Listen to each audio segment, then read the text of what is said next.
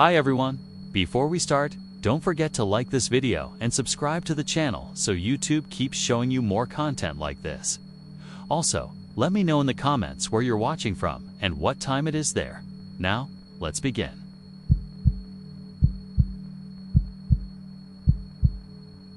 It was close to 12:40 a.m., early March.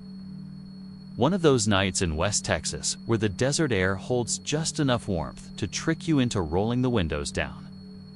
I was headed east on FM 170, the stretch that hugs the Rio Grande and Snakes, through Big Bend Ranch State Park.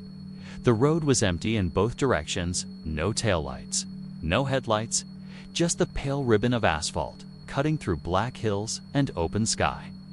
My phone had dropped signal about 20 minutes back, so I had nothing but the low hum of my engine and the occasional pop from the gravel shoulder when I drifted too far right.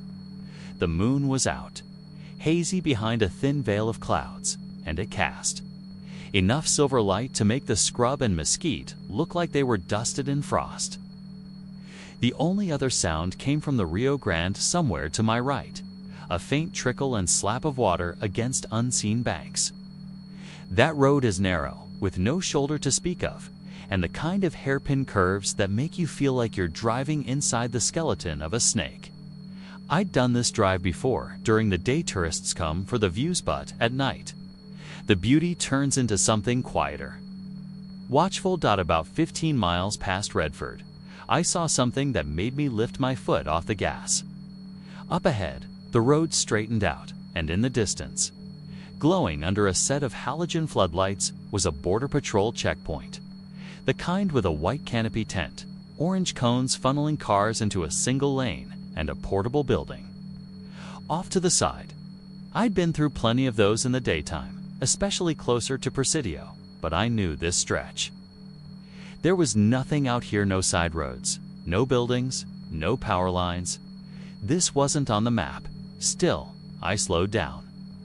The air smelled faintly of diesel and dust, which was strange because there hadn't been another vehicle in sight for almost an hour. The hum of a generator floated over the engine noise, steady and mechanical. As I rolled closer, I saw a single agent standing in the middle of the lane, wearing the usual green uniform, reflective vest catching the light. He had a clipboard in one hand and his other raised palm out. I stopped just short of the first cone, engine idling. The man stepped forward slowly, boots crunching the gravel that had been scattered over the asphalt. His face was partly shadowed under the brim of his cap, but when he came close enough for me to make out the details, something in my stomach nodded. He was smiling, not the friendly kind, but the tight, knowing curve of someone who's already decided something about you. "Evenin', David," he said. "My name isn't David, but my father's is." I felt a chill crawl over my arms, even though the night was mild. I tried to laugh it off, playing it casual. "You've got the wrong guy." He tilted his head, still smiling. "Nah, I remember you. Been a while since you came through here." He glanced at the inside of my truck, eyes lingering a second. "Too long on the passenger seat. You driven alone tonight?" I told him I was. My voice sounded thinner than I wanted. He nodded like that was the answer he'd expected, then stepped back toward the cones and waved me forward with a flick of his wrist. "Just keep it slow till you're past the lights," he said. "We've got some work going on ahead." I eased through the lane, the floodlights bleaching everything into high contrast. I kept my eyes on the road, but couldn't help glancing at the portable building as I passed. The windows were dark, no movement inside, no other agents in sight. When I looked into my rearview mirror, the man was still standing in the same spot, watching my truck pull away. About 200 yards past the last cone, the light fell away, and the darkness rushed back in, thick and absolute. My headlights felt dimmer somehow, barely cutting through it. I checked my mirror again. The road behind me was empty, no lights, no cones, no tent. Just asphalt curling back into black nothing. I drove the rest of the way to Lajitas with my windows up and the radio off. every nerve tuned to the sound of my own breathing. When I finally pulled into the motel lot, I sat there for a full minute before killing the engine. My phone lit up as it found a signal again, buzzing with a single new voicemail. The timestamp said 12:39 a.m. a minute before. I'd seen the checkpoint. The transcription preview read, "David, slow down."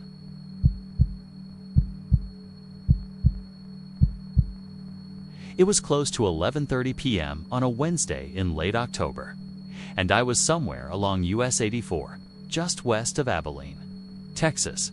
The air was cool for once maybe mid-50s with a low mist clinging to the edges of the road. My windows were cracked to keep me awake, and the faint smell of damp earth mixed with the faint sweetness of harvested cotton fields drifted in. There was hardly any traffic. Most of the cars I passed were semis, their trailers humming a low, steady bass as they cut through the darkness. My high beams pushed a pale cone through the mist, lighting up the reflective white lines, the sparse mile markers, and the brittle grass along the shoulder. I wasn't in a hurry, just trying to make it to Lubbock by 1 a.m. Coffee in the cup holder, a true crime podcast playing low enough that the silence outside still pressed against the car. About 15 minutes past Abilene, I spotted a pair of taillights on the right shoulder ahead. They were dim, not brake lights, just the steady red glow from a car that had been parked there a while. As I got closer, I saw it was an older silver sedan, maybe a late 90s Toyota or Honda, sitting at a slight tilt with the hazard lights off. There was no one visible inside, no movement at all. Just a still silhouette against the fog that pooled low around the tires. I passed it without slowing, but something in my peripheral vision caught me a shape in the driver's seat. Maybe, or just a trick of the reflection. I told myself it was nothing. I kept driving, glancing in the rear view until the red dots of its taillights finally faded. Or at least, I thought they did. A mile later, I looked again and my stomach did a slow turn. The taillights were back closer than they should have been, like the car had crept another 100 yards down the shoulder. But I knew it hadn't passed me. I shook it off, told myself it was another broken down car further along. Still, I kept my eyes locked ahead after that, not looking back for several minutes. When I finally glanced in the mirror again, those same dim red lights seemed even closer. Too close for comfort. I slowed a little, scanning the shoulder ahead. As I rounded a gentle bend, nothing but grass, the occasional fence, and the black ribbon of asphalt stretching ahead. No intersections, no driveways, no way for that car to leapfrog forward without me seeing.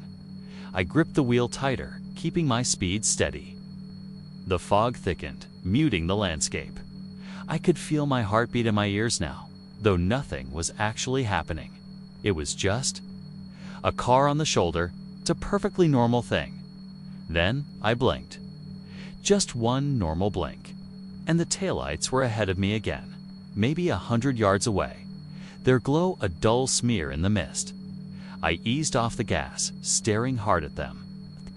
Sedan hadn't moved like a normal vehicle. There had been no roll, no arc of headlights sweeping the road. It was as if the air between us had rearranged, and suddenly the car was there. I told myself it was a coincidence, that maybe I'd been mistaken about the make or the position. But as I passed this time, the driver's side window was rolled. Halfway down, the interior light was off, yet I could see just enough to notice the driver's seat was empty, not reclined, not occupied. Empty. 2 miles later, the glow was back in my rear view, distant but fixed on the shoulder. I kept my eyes forward, fighting the urge to check every few seconds. The fog was denser now, swallowing the fence posts and telephone poles, until all that remained was the narrow tunnel of road. My coffee had gone cold. Eventually, curiosity won. I looked back again. The taillights were only 50 yards behind me. Sitting dead still on the shoulder, and my pulse hit the base of my throat. I pressed harder on the gas, watching the speedometer climb. When I looked again, they were gone. For maybe 3 minutes, I thought I'd shaken whatever this was. The fog thinned slightly, revealing more of the shoulder, and the anxiety in my chest started to loosen it till the red glow appeared ahead again. This time it was so close I could see the dents in the rear bumper. I swerved into the left lane as I passed, my eyes darting to the open driver's window. Something was in the passenger seat, now a shape so still it might have been a coat or a folded blanket, except it was turned toward me, angled just enough that I caught the pale oval of a face. I don't remember breathing until the next towns. Lights bled through the mist. I didn't look in the rear view again, not even when I hit the main street and passed under the bright gas station canopy.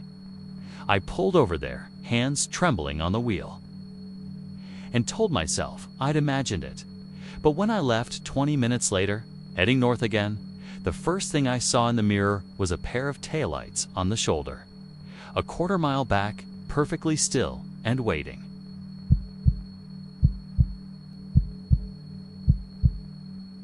It was just after 9 on a Thursday night in late September.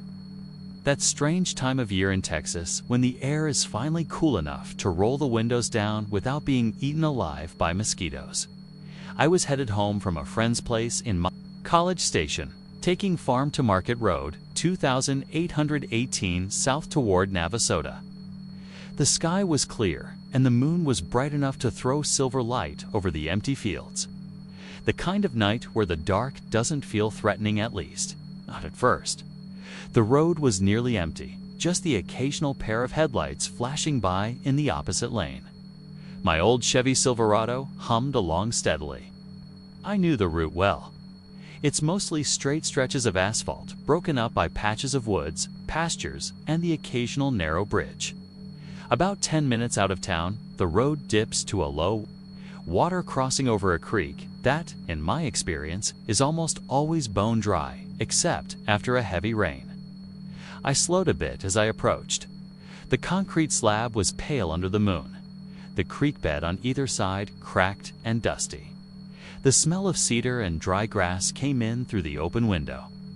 I was halfway across when something banged twice against the underside of the truck bed. It wasn't the rattle of loose metal or the clunk of a rock hitting the undercarriage.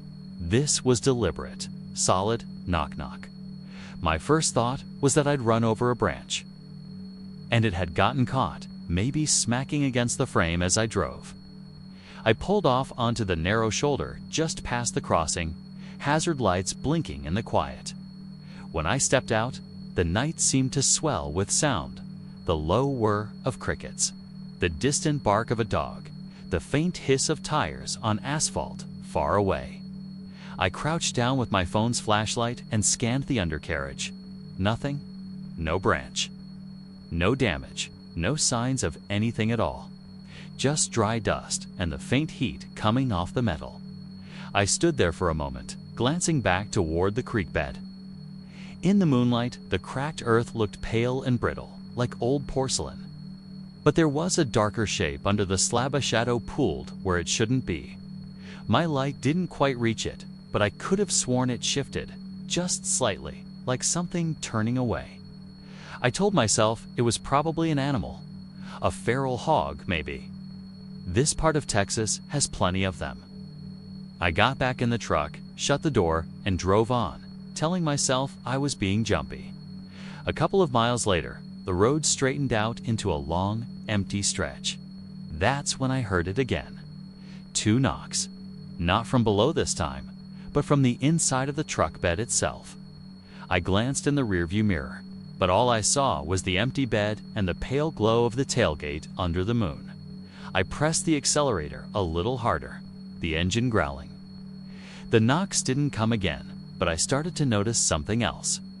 The air coming through the window had gone cold, too cold for late September. My arms prickled, and I found myself leaning forward over the wheel, watching the road ahead like something might dart out. About 5 minutes from home, I came to another small bridge. As the tires hit the concrete, I caught movement in the side mirror pale arm. bare to the elbow, curling over the edge of the truck bed. I didn't even think. I slammed the gas and didn't look back. When I finally turned onto my graveled driveway, the headlights swept over the front of my house, and I felt a sharp jolt under the truck, like something heavy had just jumped out.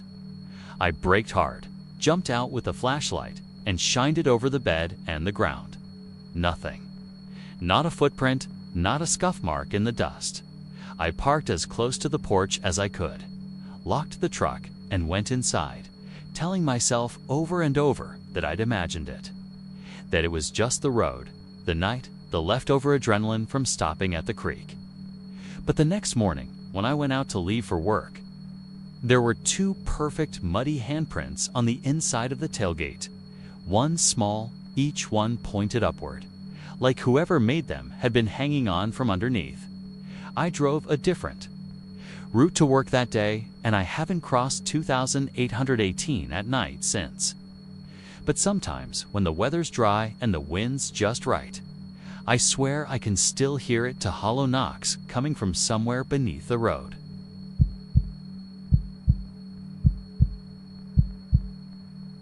It was just after midnight on a Tuesday in late October when I left San Antonio, headed east toward Houston. The temperature was in the low 60s, the kind of cool Texas night where the air feels crisp through the crack in your window. My dashboard clock read 12:07 a.m., and the highway ahead was nearly empty except for the occasional pair of headlights sliding past in the opposite lane. I had a coffee in the Q folder, half warm and bitter, and the hum of the tires on the asphalt was hypnotic.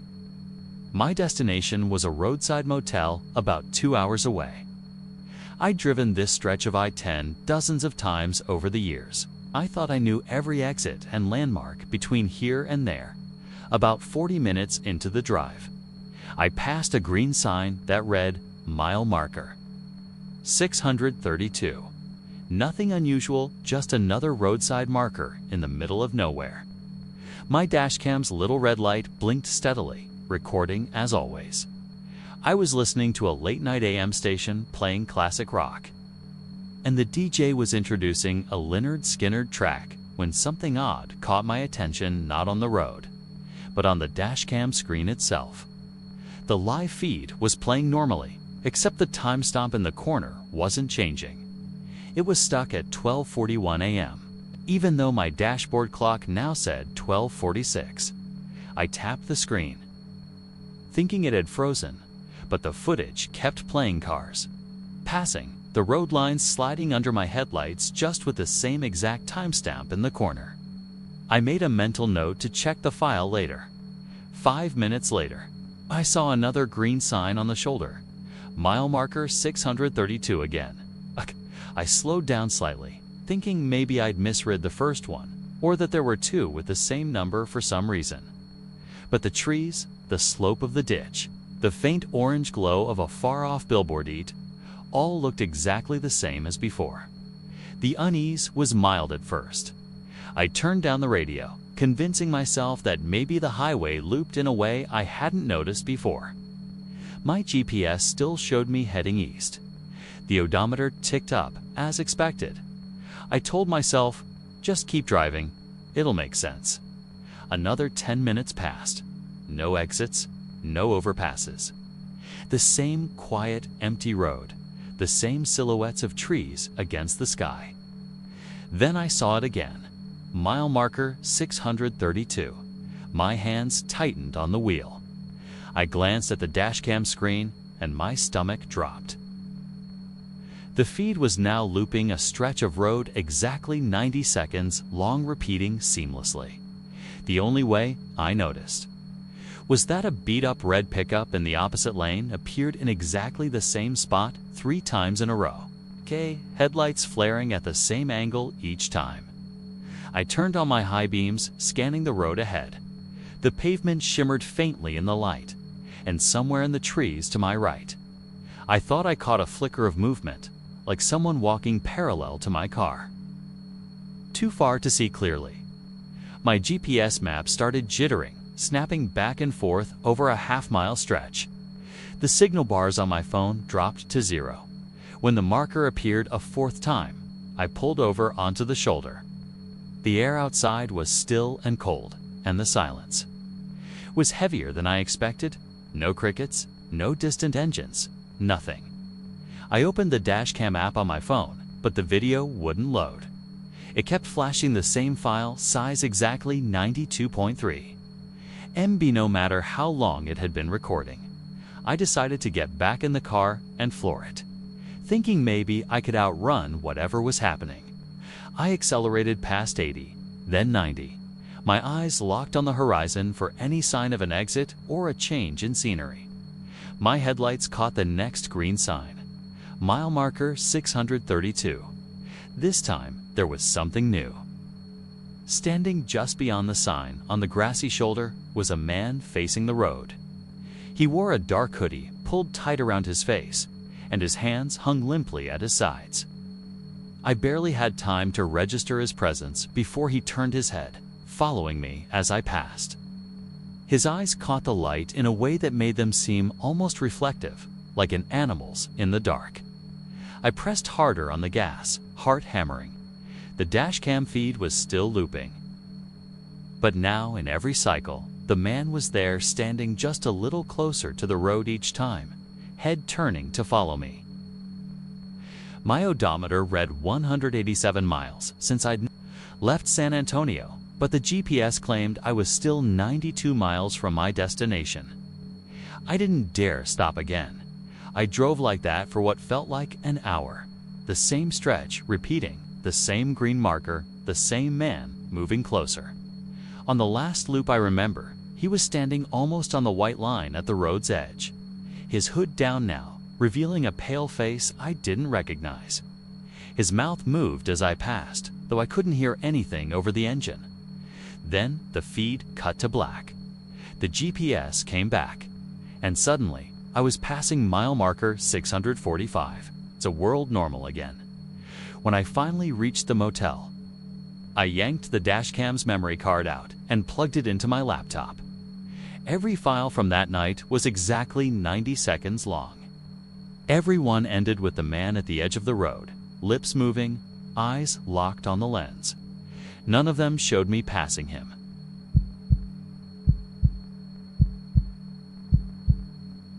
It was late September, a little after 11 p.m., when I left my cousin's place in San Marcos and decided to take the long way home. I've always liked the back roads, less traffic, more stars, and that night the weather was perfect for it. The air was warm but dry, carrying that faint smell of cedar you get in central Texas after sunset. The FM road was narrow, the kind where the asphalt gives way to gravel on the shoulders, and every so often you pass an old barn or a rusted windmill. I rolled the window down, letting the warm breeze and the quiet hum of crickets drift into the car. My headlights stretched out just far enough to pick up the chalky white lines, but otherwise, it was just darkness and the occasional flash of a mailbox. I had the radio on lonesome oldies, station fading in and out but about 10 miles. Outside lolling, it started catching static. I fiddled with the dial but couldn't get anything to stay clear. That's when I noticed the house. It wasn't much at first, just a dim shape on the right side of the road, barely visible through a thin curtain of mesquite trees. The thing that stood out was the color, even in the low light. The siding was painted a pale, almost glowing blue that seemed to catch the moonlight in a way the surroundings didn't. As I drove closer, the front porch light snapped on, flooding the yard in yellow. It wasn't motion sensor quick it had. This slow, deliberate flicker before holding steady. I figured someone had just noticed me passing and flipped it on. That's when the radio crackled back to life. Only it wasn't music or static, it was a voice.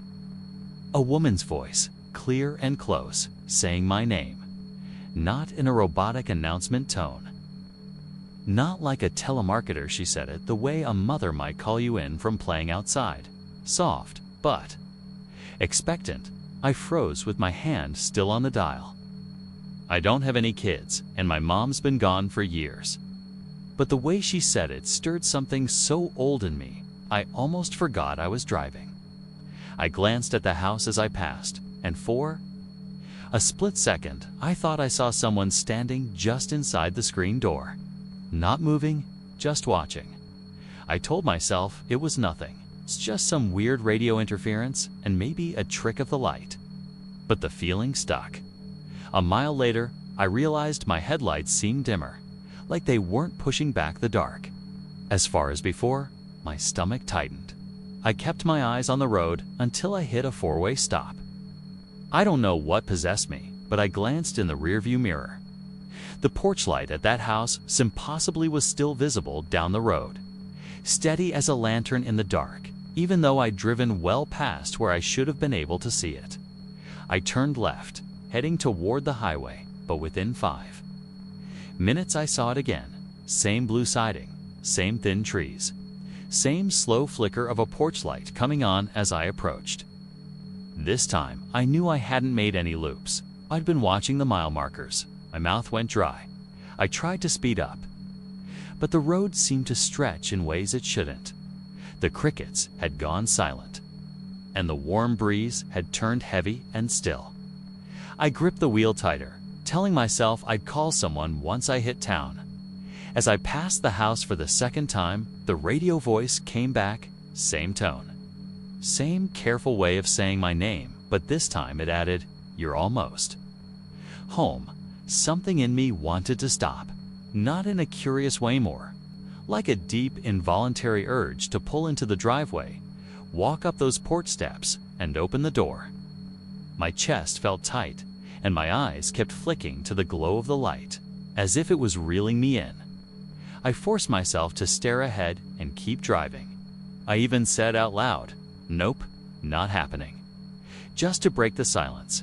Eventually, I saw the familiar signs for lulling and took the highway straight through town. I didn't look in the rearview mirror again until I was pulling into my driveway.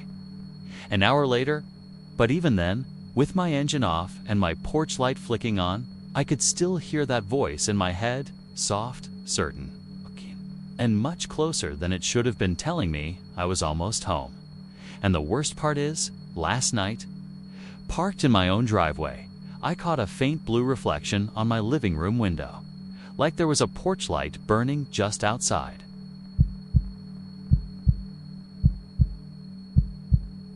It was a little after midnight when I turned off Highway 35 and onto FM 1069.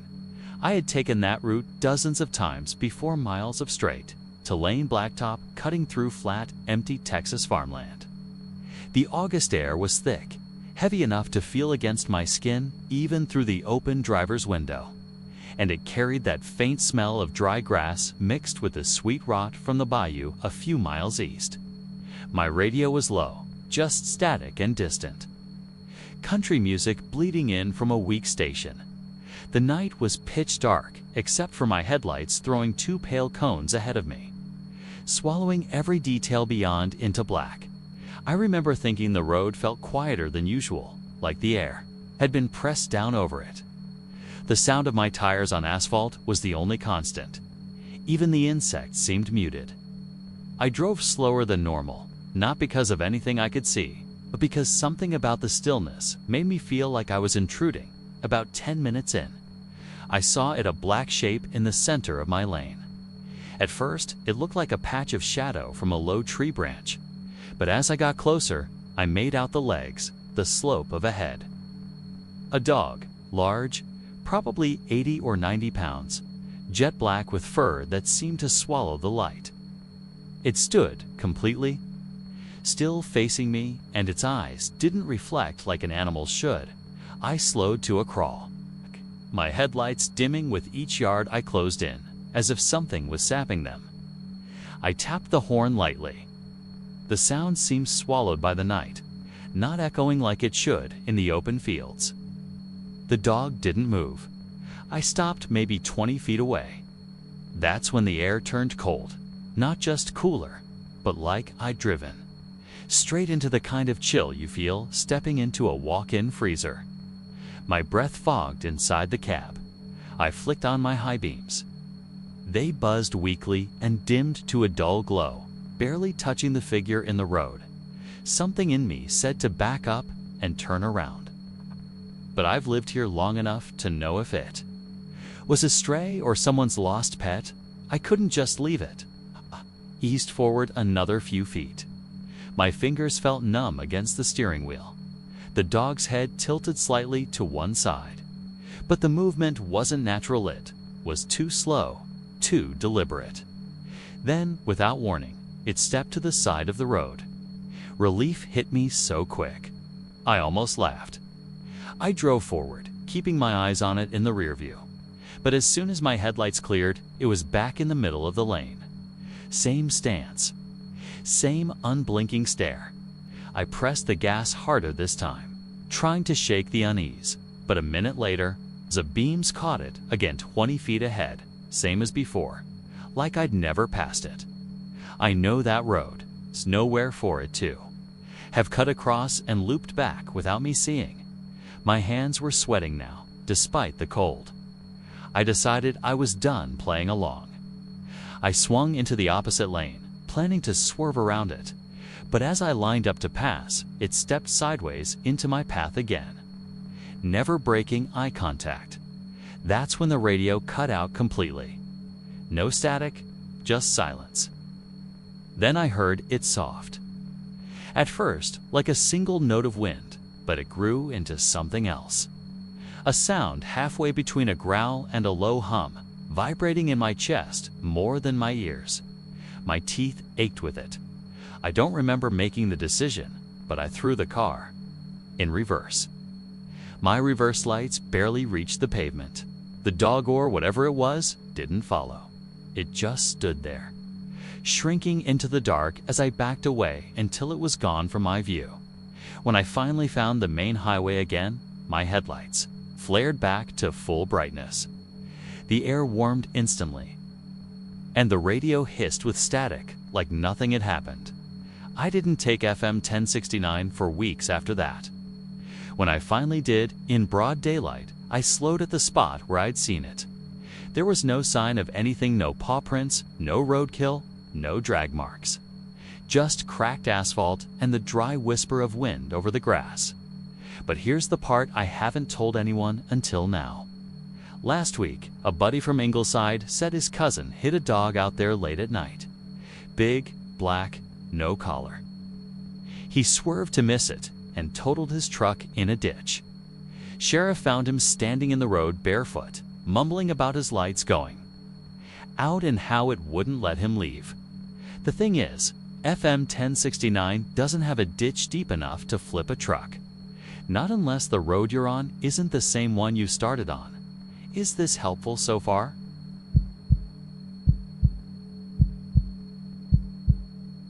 It was just after 11 p.m. on a late October night. Clear skies stretched over Highway 277 as I headed south toward Sonora, Texas. The air was dry and cool, maybe in the low 60s, and the moon was so bright it made the mesquite and oak trees look silver against the blackness of the ranchland. The highway was nearly empty, just me, the occasional 18-wheeler, and the hum of my tires on asphalt. I'd been driving for hours, coming down from Abilene after visiting a friend, and I was looking forward to checking into a cheap roadside motel I'd booked in Sonora. The plan was simple: grab a late dinner from the Stripes gas station, shower, and crash. No drama, around 15 miles north of town. I slowed slightly when I saw movement ahead in the brush along the right shoulder. It's not unusual to see deer out here, and hitting one at 70 miles per hour is a nightmare. That's when I saw them, two small, round, greenish glints in the grass, low to the ground, catching my headlights. I figured it was a deer's eyes reflecting back at me. The color was strange, though less amber or white like normal, more like the faint glow from those reflective road markers. I eased off the gas, ready to brake if it darted out. But it didn't move. The eyes just stayed there, fixed on me. Was maybe 70 yards away when they suddenly rose, not like a deer standing, but in one smooth motion, straight up, until they were at the height of my windshield. My stomach tightened instantly. A deer would have bounded or turned away. But whatever this was, it was matching my approach without actually stepping into the road. I tapped the brakes, and the green reflectors seemed to sway side to side slightly, like a head tilting. When I passed the spot, I expected to see the shape of an animal in the beam of my headlights, but there was nothing there, no deer, no coyote, nothing. Just grass and a few scattered mesquite bushes. I kept driving, telling myself it was a trick of the light. Maybe a road sign hidden in the brush. But I couldn't shake the image of those eyes rising in one motion. 2 minutes later, my high beams caught them against same green reflection. But this time in the ditch on the left side of the road. My hands tightened on the wheel. It felt impossible. There was no way anything could have crossed the highway that quickly without me seeing it. The reflectors rose again, same height, same slow tilt. My skin prickled, and I pressed harder on the gas. Pushing the speedometer past 80, I kept glancing in my rearview mirror, expecting to see taillights fade into blackness, but instead, I saw 2 faint green dots far behind me on the center line. At first, I thought it was a pair of those reflective posts they put on rural highways, but they weren't stationary. Every few seconds, they'd vanish, then reappear closer still behind me, but gaining. I don't know how long I kept glancing back, trying to rationalize what I was seeing. Maybe it was the exhaustion, maybe the glare off my mirrors, but it felt like the space between us kept shrinking, even though I was flooring it by the time I hit the city limits of Sonora. My hands were slick with sweat. The streetlights broke the darkness, and I pulled into the Stripes parking lot, heart still pounding. I sat there with the engine running for a good minute, staring at the road I'd just come from. Nothing followed me in. No car, no animal. Just empty blacktop. Inside the store, the cashier, a middle-aged guy with a mustache, asked if I was okay. I told him I thought I'd almost hit a deer outside town. He stopped bagging my stuff and asked, 2 green reflectors. I froze. He nodded slowly when I didn't answer right away and said, "Yeah, don't stop for them. Just keep driving." I asked him what they were, and he just shook his head and told me not to go north of town after midnight. When I pressed him, he changed the subject like he hadn't said anything at all. I left the store with my food, checked into the motel, and locked the door. I didn't open the curtains, but sometime after 2 a.m., I noticed a faint green glow seeping in around the edges. When I finally worked up the nerve to peek, there was nothing outside. No cars, no streetlights, just the highway in the distance. Still, I couldn't shake the feeling that if I'd kept looking, I might have seen something slowly rising to match my eye level. And I don't take Highway 277 at night anymore.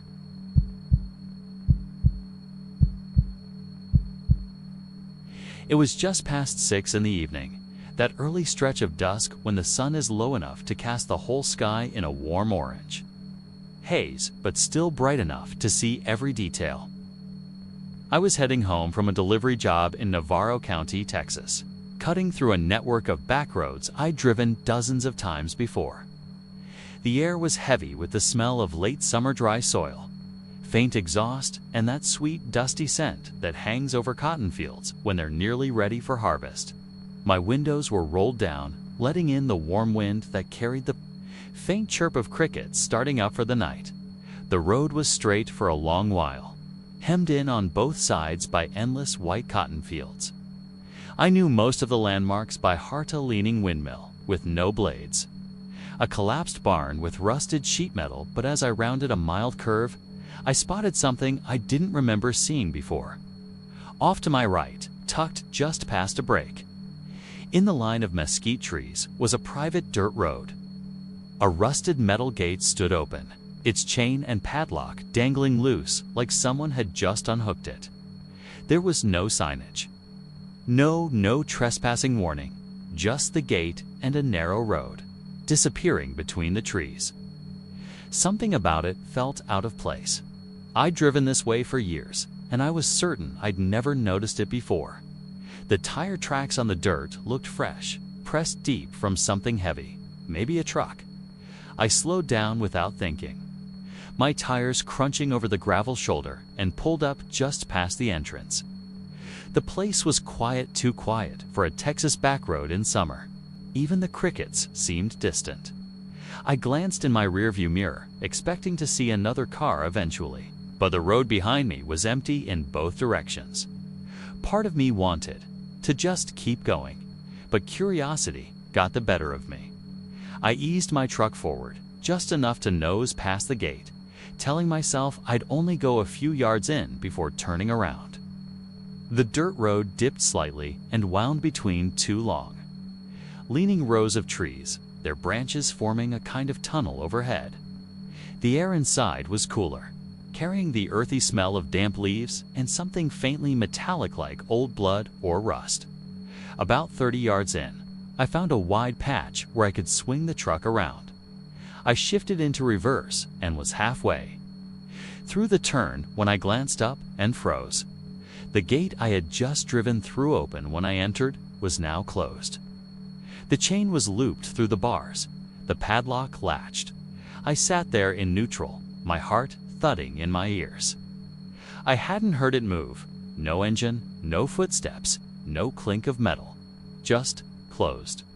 My first thought was that someone had been watching, maybe a property owner who didn't take kindly to trespassers. I grabbed my phone, but there was no signal, not even a single bar. For a long moment, I debated whether to get out and check it. I figured if someone was there, it was better to show I wasn't trying to cause trouble. I stepped out, the dirt crunching under my boots, and started walking toward the gate. The sound of my footsteps seemed swallowed up before they could carry more than a few feet. The air felt heavier the closer I got, the metallic scent stronger, making the back of my throat itch. When I reached the gate, I stopped dead. The padlock was old, its metal corroded and pitted, but the latch was secured in such a way that it would have been impossible to do from the outside without me seeing or hearing it. My eyes darted along the fence line, but the barbed wire disappeared into the trees, unbroken. There was no one in sight. That's when I noticed something else small. Bare footprints in the dust, leading away from the gate and back down the road I'd just driven. They weren't deep, like a child's, but the toes dug in like whoever left them had been running. The prints were fresh, the edges crisp. I called out, "Hello? Is someone out here?" My voice sounded thin, almost muffled, like the air was absorbing the sound. No answer. I backed toward my truck, glancing over my shoulder every few steps. The trees seemed closer now, their branches bending lower. I climbed in, slammed the door, and started the engine. My plan was to just back all the way down to the gate, figure out how to lift the chain, get the hell out. Halfway there, I caught movement in my mirror, just a flicker, like someone ducking behind a tree. I stopped. The hair on my arms stood on end. I didn't wait to confirm it. I rolled backward until the bumper kissed the gate. The chain rattled softly, like it had been touched from the other side. I got out again, heart pounding, and this time I didn't hesitate. I unhooked the chain as fast as I could. The padlock felt cold, unnaturally cold, against my palm. I swung. The gate opened just enough to drive through, jumped back in the truck, and floored it as I passed the last row of trees. The warm evening air rushed back in through the window. The crickets were chirping again, the scent of cotton strong in the breeze, like nothing had happened. I glanced in the rearview mirror one last time. The gate was wide open, and standing just behind it, in the middle of the dirt road, was a figure. Small, barefoot, unmoving. I couldn't make out a face in the shadow of the trees, but I knew they were watching me. I didn't slow down. I didn't go back that way again. And the next time I drove that road, a week later, the break in the trees was gone. No gate, no path, nothing but an unbroken fence and cotton field stretching all the way to the horizon.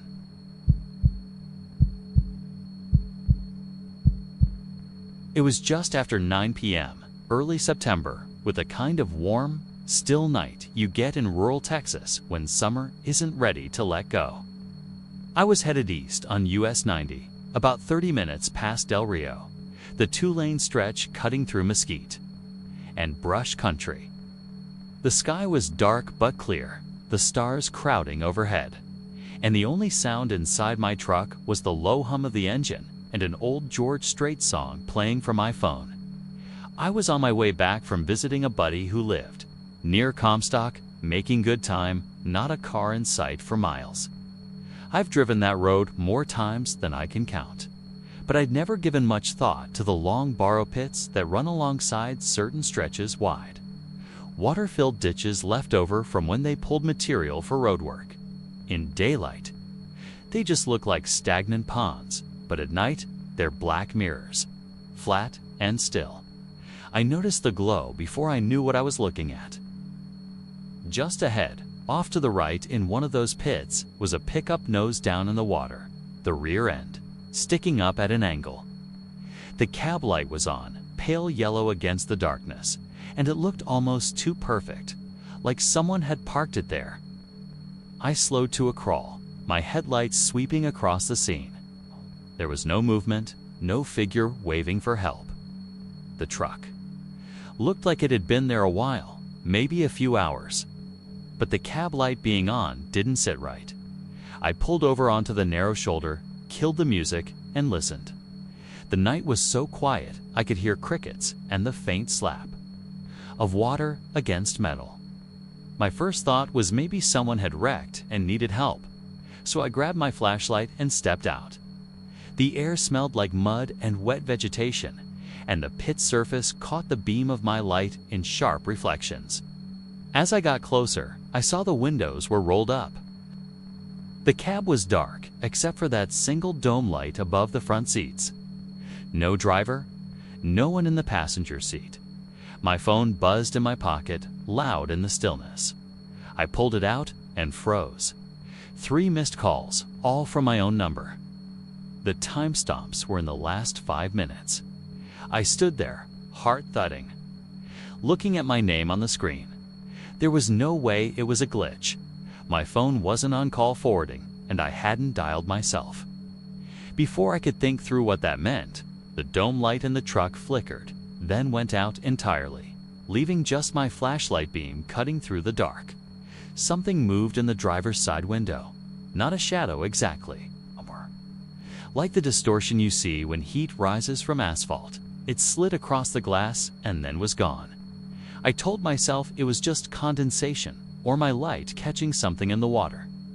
But the hair on the back of my neck was already standing. Up, I backed toward my own truck, keeping my light on the wreck. That's when I heard it. A faint splash, followed by a slow, deliberate sound of water shifting, as if someone was waiting just below the surface. I shined the light across the pit, but the water was calm again, dark and flat. I got in my truck and locked the doors.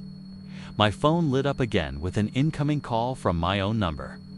I let it ring, staring at the screen, too afraid to answer. After a few seconds, it went to missed call. When I glanced back toward the pit, the pickup was still there, but the rear end seemed lower, like it had sunk a little more into the water. I put it in drive and pulled away slowly, trying not to gun it like I was panicking. In my side mirror, the glow of the dome light was back, but now it was brighter, almost white, and it wasn't coming from inside the cab anymore.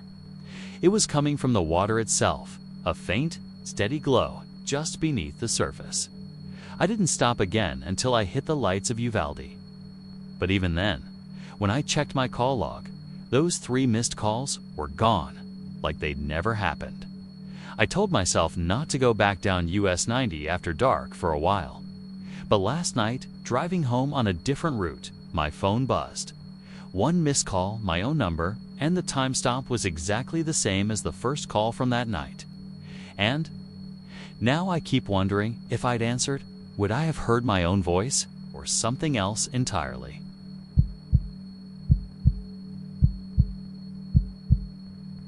It was late October in the Texas Hill Country.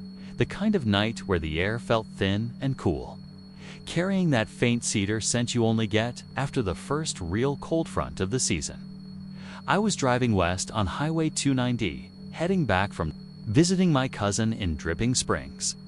It was around 11:45 p.m., the sky cloudless, the moon casting a pale light over the rolling hills and scrub brush. I kept my window cracked to keep from dozing off, and the occasional gust rattled the dried mesquite pods in the trees, about halfway between Johnson City and Fredericksburg.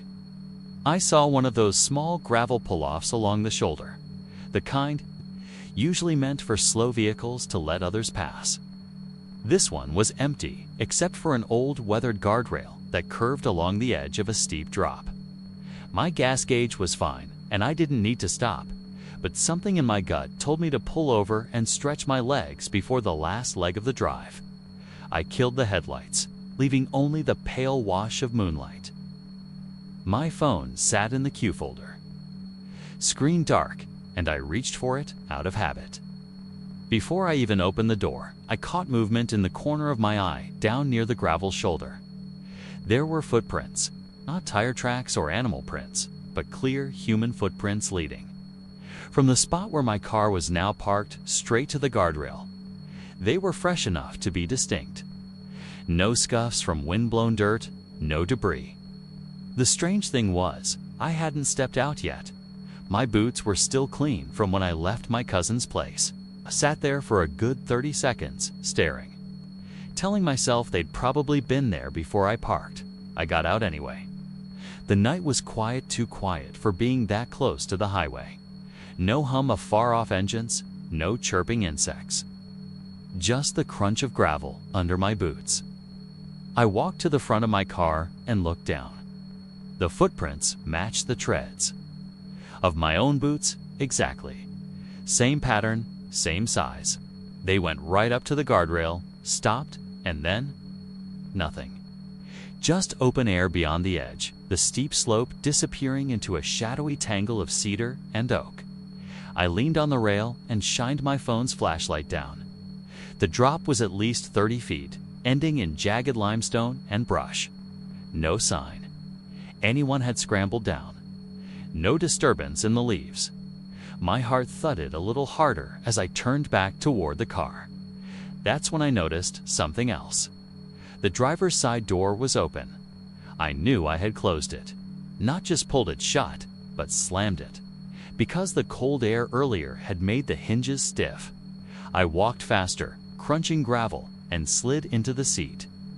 I locked the doors without thinking, flipped the headlights back on, and checked the rearview mirror. Empty road stretching in both directions. I told myself I was imagining things, that I was tired, that maybe the latch hadn't caught when I thought I closed the door. I put the car in gear and pulled back onto the highway. But a mile or so later, the smell hit me. It was faint at first, like damp earth mixed with something metallic, but it grew stronger, filling the cab. I rolled the window down to clear it, but the smell clung inside. I glanced at the passenger seat. My phone wasn't in the queue folder anymore. I slowed to a crawl, scanning the floor, the seat, the console. Nothing. I hadn't heard it fall. My stomach tightened as I remembered setting it there before I got out. I looked up into the rearview mirror again, and my headlights caught a shape on the shoulder about 50 yards behind me, someone standing at the very edge of the road. Just inside the beam, still as stone. The figure was tall, with shoulders hunched forward, head tilted slightly, watching. I couldn't make out a face, but the way the light caught the silhouette, it looked like they were holding something in their hand. I pressed the gas. Not enough to make it obvious I was running, but enough to put distance between us. My eyes kept flicking to the mirror. The figure didn't move, but as my car crested the next hill, the moonlight briefly lit the shoulder, and I saw a faint line of footprints in the gravel mine again leading toward where they stood. When I finally reached my driveway around 1 a.m., I cut the engine and sat there for a while, staring at my front door. The smell was gone, replaced by that dry, cold air. I dug in my pocket for my keys and felt something that shouldn't have been there, my phone. It was warm, almost hot, like it had been charging, and when I turned it on, the screen lit up to the camera app. The last photo was taken at 11:48 p.m., timestamped exactly when I'd been sitting in the pole dash off.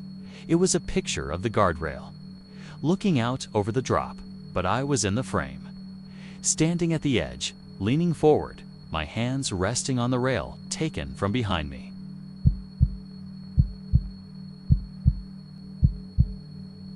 It was just after 9 on a muggy Thursday night when I headed north out of Waco. The air heavy with that damp Texas heat that sticks to your skin even after the sun goes down. I was on Highway 6, the windows cracked to let in a sluggish breeze that smelled faintly of wet earth and mesquite. My old Tacoma rattled like it always did at 65, and the radio was tuned low to some AM station playing a scratchy blues track. Up ahead, the dark line of the Brazos River Bridge cut across the horizon, its steel trusses lit in pale yellow by spaced-out sodium lamps. I'd crossed it hundreds of times, but that night, for whatever reason, I slowed as I approached, my headlights catching the dull shimmer of the river below. It was quiet out there, the kind of quiet you notice only when you realize you haven't passed another car in miles. The bridge had that low hum it always does, steel and asphalt vibrating under the tire's butt as I eased onto it.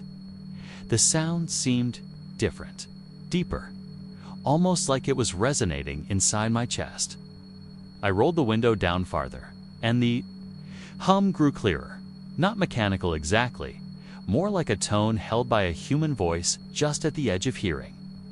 I told myself it was nothing road noise, maybe the way my tires met the expansion joints, but I kept my speed low. Halfway across, the hum shifted, rising in pitch until I could make out the faintest shapes of words. I froze, one hand gripping the wheel tighter. It was a voice, no doubt now, but not coming from the radio. It was seeping up through the bridge, through the frame of the truck, into my ears. My name, over and over. Calm, almost conversational. Then, as if testing me, it said something else, a detail so obscure and private it hit me like a punch. The thing I had buried in high school, not metaphorical, literally buried out past my father's old property line in a shallow hole I dug at night, convinced no one knew.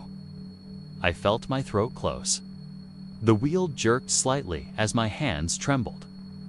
I forced myself to focus on the far end of the bridge, the dark stretch of highway pulling me forward. I didn't look down at the river, didn't look in the mirrors. The voice was louder now, insisting, reminding, describing the dirt under my fingernails that night, the weight I'd carried, the smell of it. My pulse was in my ears, my vision tunneling. When I finally rolled off the bridge, the hum cut off instantly. Just crickets and the distant rush of the river. I didn't slow down, not even when my phone lit up in the queue folder with an unknown number. I ignored it, but the voicemail came through a minute later. I still haven't listened to it. The file sitting there timestamped the exact moment I crossed the midpoint of the Brazos River Bridge, northbound.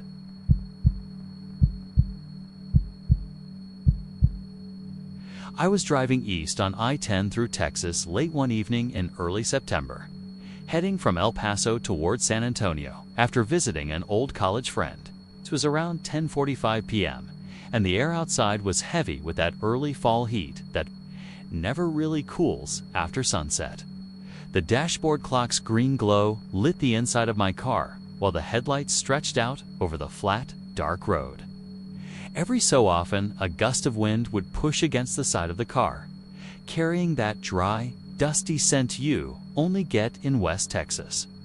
The radio had gone to static an hour ago, so I was relying on a playlist I'd downloaded days before.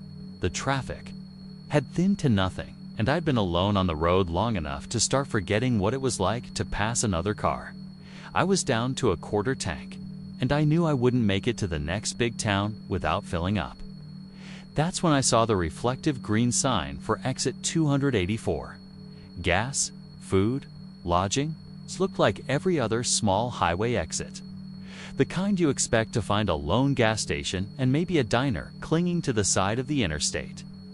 The white arrow pointed right, and I figured it was better to stop now than risk running dry in the middle of nowhere.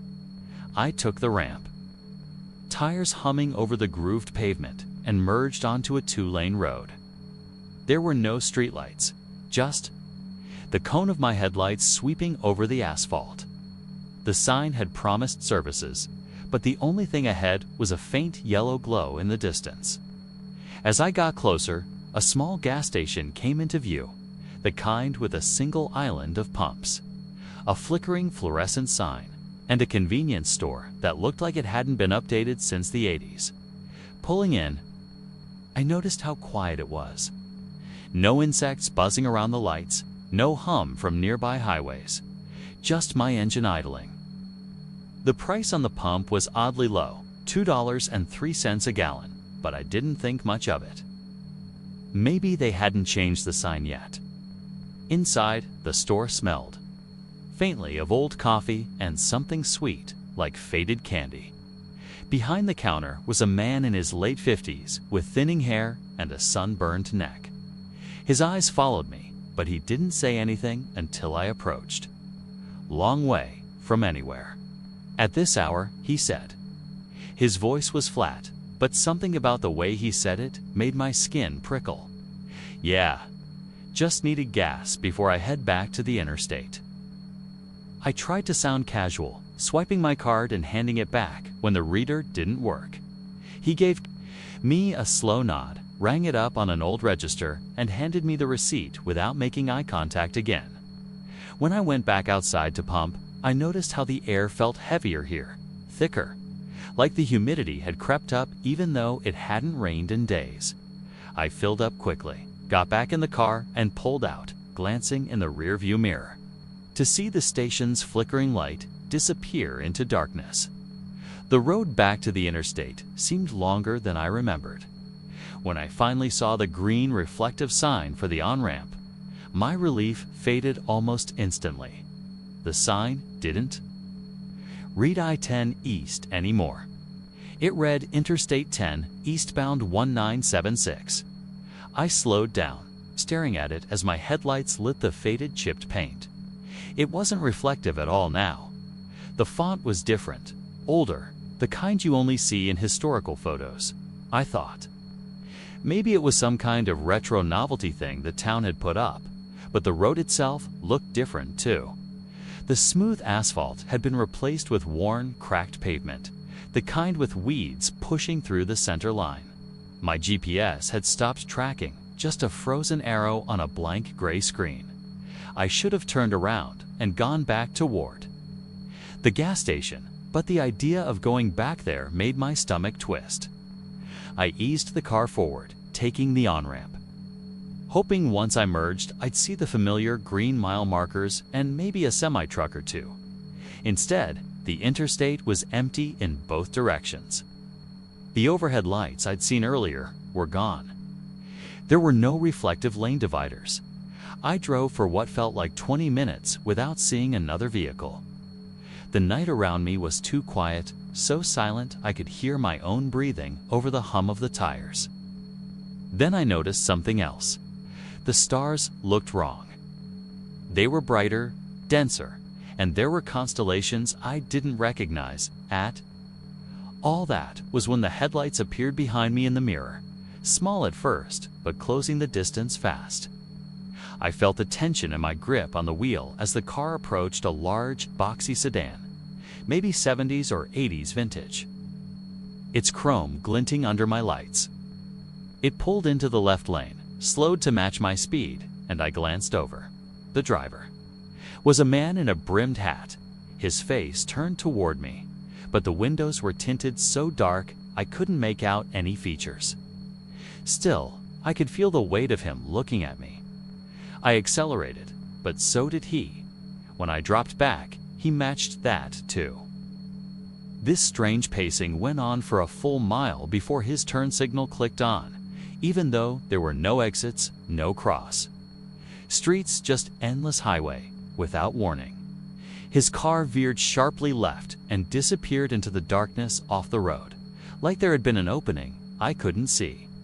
The red taillights vanished instantly, swallowed by black. I kept driving, my pulse hammering in my ears, scanning for any sign of life.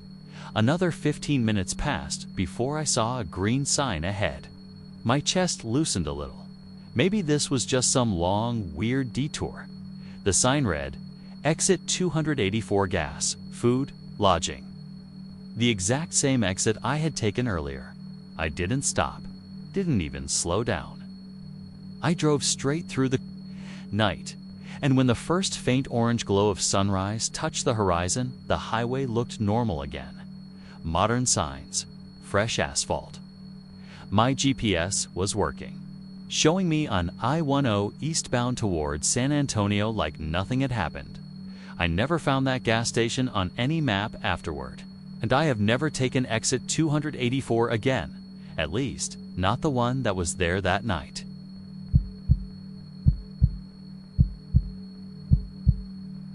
I was driving home from San Antonio late last December, taking the back roads to avoid holiday traffic. It was around 11:15 at night. It's cold enough that my breath hung in the air when I stepped out of the car earlier that day, but not quite freezing.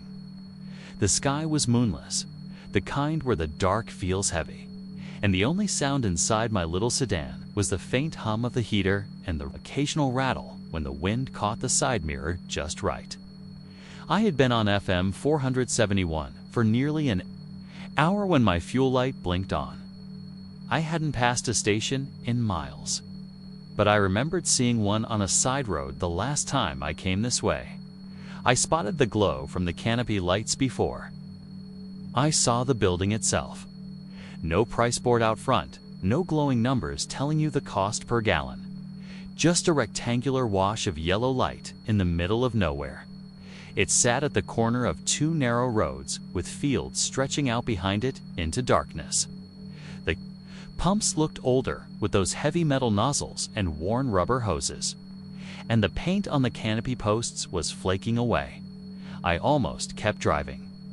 The lack of a price board bothered me, but my fuel gauge was already in the red, and the next nearest station could be 20 miles away.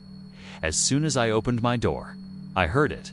The faint chime of a door opening somewhere. It wasn't the high-pitched ding you usually hear at gas stations. It was a melody. 3 slow notes, then 2 shorter ones, soft and almost mournful. It stopped me cold because I recognized it instantly. My grandmother's funeral had been in a small Baptist church when I was 10. And a woman had played that exact little tune on an old organ while the casket was being carried out. I hadn't heard it since. I told myself it was just some random store chime that happened to sound similar. But it still sent a cold prickle up the back of my neck. Inside, the place smelled faintly of motor oil and something sweeter underneath, like lilac perfume.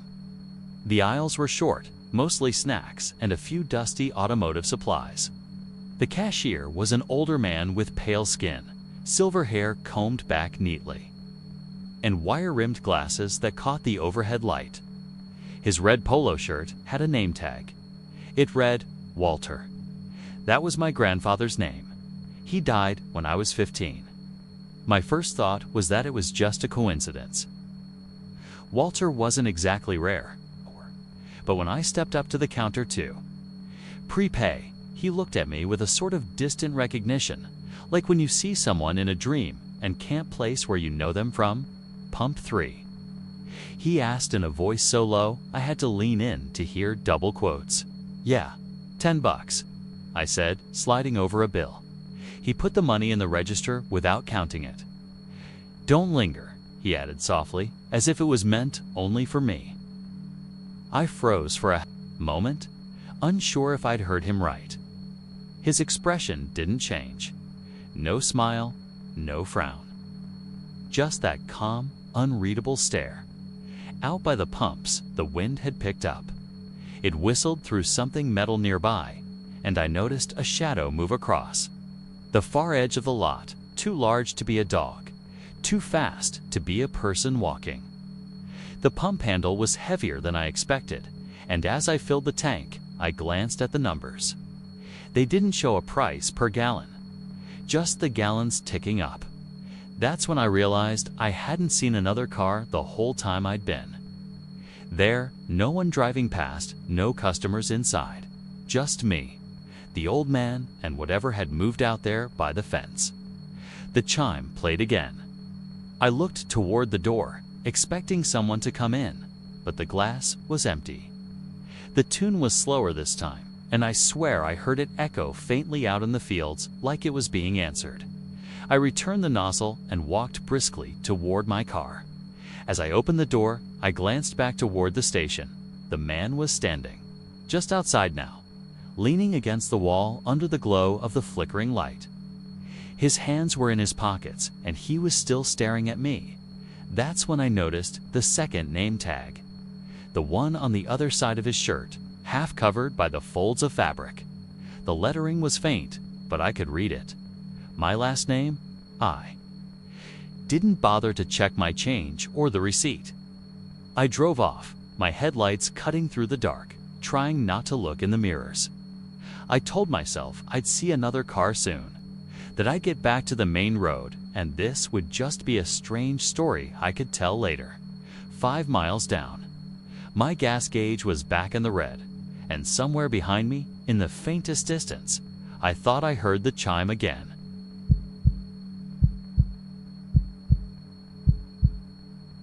It was late May, around 8:45 in the evening, when I left Fort Stockton heading west on I-10. The sun had just dipped below the horizon, and that soft, burnt orange afterglow was still clinging to the sky. The air was dry, the kind that made your lips chap if you breathed with your mouth open for too long.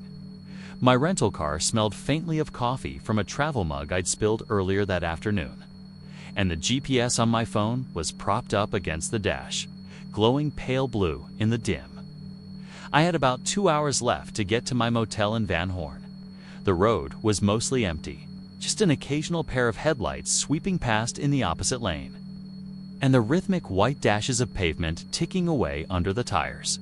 About 15 miles west of town, I saw the first sign bright orange, reflective in my high beams. Roadwork ahead. It wasn't unusual out here, so I didn't think much of it. Another sign followed. Be prepared to stop. I slowed a little, scanning ahead for brake lights, but the highway was quiet. Then, maybe a quarter-mile later, my headlights caught a flagman. He stood dead center in my lane, wearing a reflective vest and holding a stop sign. I rolled to a halt about 20 feet away. He was tall as Lee, over 6 feet, with broad shoulders. His safety vest looked new, almost too clean, and his jeans were dark, without the dust or where you'd expect from someone working roadside in West Texas. His hard hat was white, scuffed, but not dirty. He kept the stop sign perfectly still, both hands gripping the pole, and didn't move when I pulled up. I gave a polite wave through the windshield. Nothing? He wasn't looking at me exactly, more like through me. His chin was tilted slightly down, but I could tell his eyes were fixed straight ahead. I waited, glancing at the time. 45 seconds, maybe a minute passed. No motion. I rolled down my window. Evening, I called. Long wait. Ember. Answer, no twitch. No blink. Something about that made the air in the car feel heavier. I've been on plenty of road construction stops before, and there's usually at least some kind of acknowledgement, a nod, a hand wave, a quick explanation. But he was utterly still, like he'd been posed there. The desert was quiet too, unnervingly. So, no wind pushing through the scrub, no distant hum of machinery, not even a cricket. I considered honking, but decided against it. Instead, I leaned back, checked my phone for service 2 bars on, opened the Maps app. That's when I noticed my GPS still showed me on the highway. No construction icons, no detours. Just a straight shot to Van Horn. 2 more minutes ticked by. Then, without changing expression, the flagman slowly rotated the sign from stop to slow. His movements were mechanical, steady, like a crossing arm lowering. He didn't gesture me forward, just held the slow sign in place. I eased off the brake and rolled forward. As I passed him, I gave another wave. Up close, I could see his face more clearly in the edge of my headlights. His skin was pale, almost grayish, like someone who'd been in the shade all day. His lips were slightly parted, but there was no breath in the cold evening air, and still, no blink. The road ahead narrowed into a single lane, cones lining the right side. My headlights swept over patches of fresh asphalt, but there were no machines, no workers, no signs of active construction. Just the cones, stretching. Ahead into the darkness, I drove for maybe 5 minutes before the cones ended abruptly. No merge signs, no equipment pulled to the side, just back to open highway. I glanced in the rearview mirror, but the darkness behind me swallowed the road. No flagman, no cones. When I reached the next rest area, I pulled in to check my GPS again.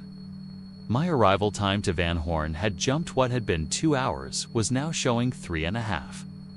I zoomed out, thinking maybe I'd missed a detour. But the map still showed me on the same road. The last timestamp on my location history was from 20 minutes earlier, right before I saw the flagman. There was a gap, a clean break in the data. Like nothing had been recorded. I sat there in the driver's seat, engine idling, feeling that dry desert night pressing in around me. I should have kept driving, but I couldn't shake it. That gap. His unmoving eyes. The silent stretch of road. Eventually, I put the car back in gear and merged onto the highway.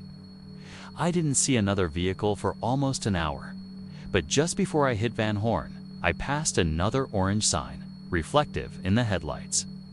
Road work ahead, and there, just at the edge of my high beams, a figure in a reflective vest holding a stop sign. This time, I didn't slow down. I kept my eyes forward, knuckles white on the wheel, and didn't check the GPS again until I was in town. When I finally looked, my motel check-in time had been pushed another 90 minutes later.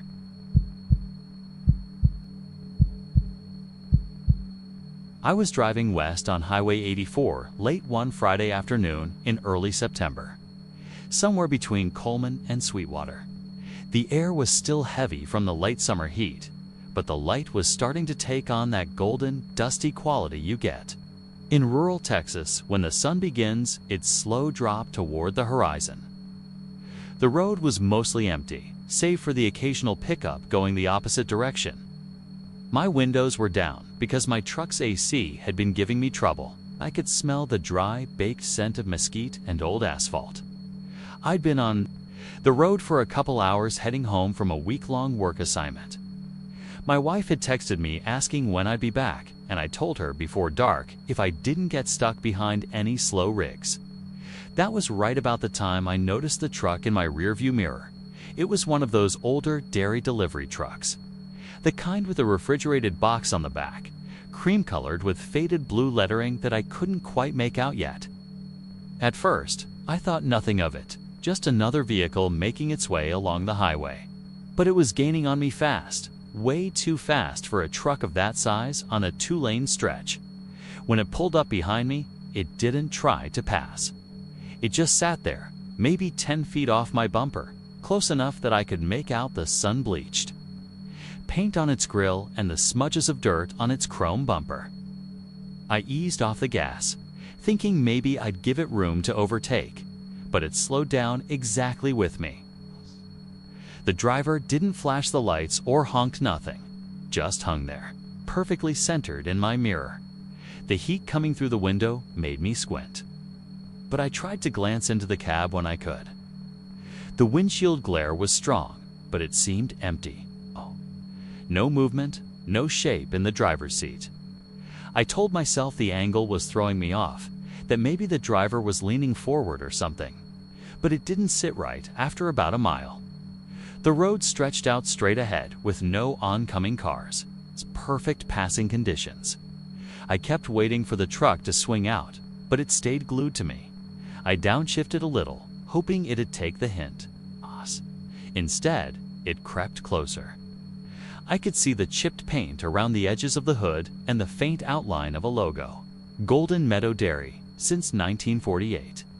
The font was the kind you'd see on a diner wall. The longer it sat there, the more the back of my neck prickled. I decided to pull over onto the wide gravel shoulder just to let it go by. I eased my truck right, kicked up some dust, and slowed nearly to a stop. The dairy truck pulled halfway alongside me. That's when I saw it clearly. The cab was spotless.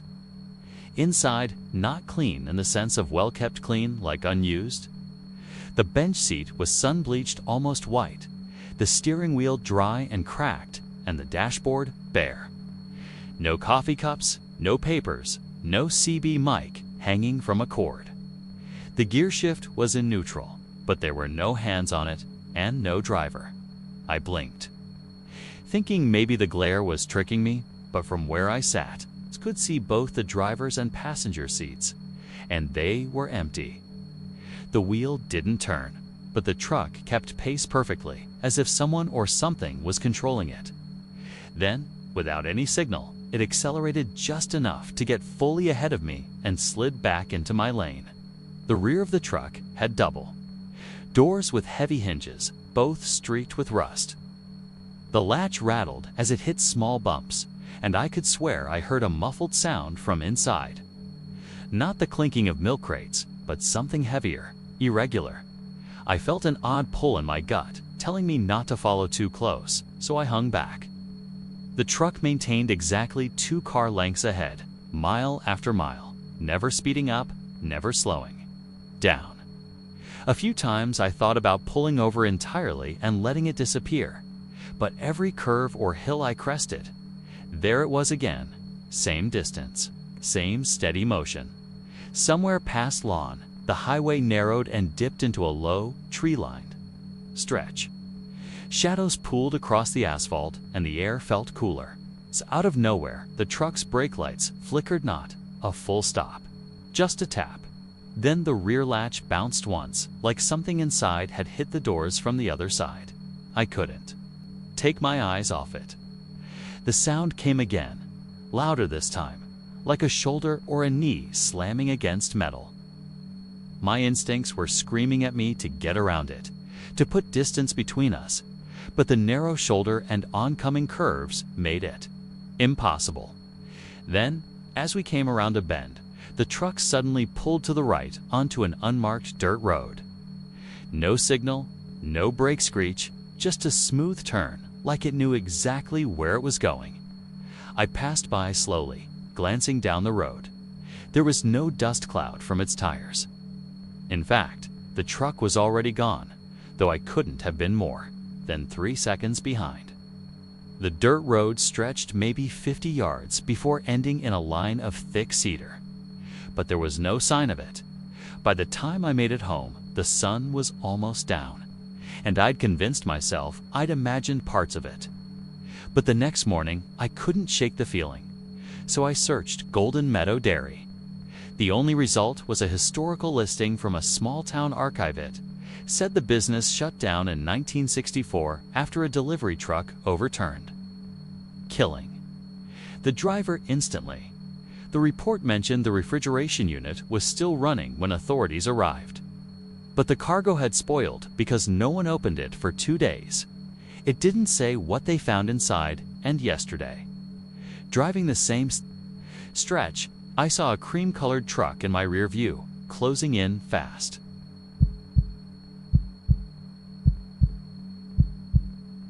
It was just past 11:30 on a Tuesday night, late September. One of those still warm Texas evenings where the air feels thick even though the sun's been down for hours. I had left work later than usual and decided to take Loop 1604 around San Antonio instead of cutting through the city. I like night driving. Less traffic, more room to think. The stretch near the northwest side was quiet, the road lit in that pale sodium glow. with long shadows stretching across the pavement from the overpasses. I remember noticing the construction signs a couple of miles ahead.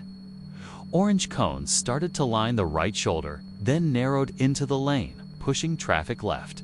Not unusual. This part of 1604 always seemed to have some section torn up or being widened. I slowed a little, staying in the left lane like the arrow signs told me. It's the kind with those bright, flashing amber lights pointing hard left. That's when I noticed something strange. A quarter-mile up, there was another electronic arrow board, except this one was pointing right. I thought maybe they'd set it up for some kind of merge or to reroute people back, but the cones still clearly led left. I figured maybe the sign had been rotated by wind or just programmed wrong. As I got closer, I realized the arrow board wasn't even the same as the others. The lights on it seemed sharper, almost too bright, and the flashing rhythm was off.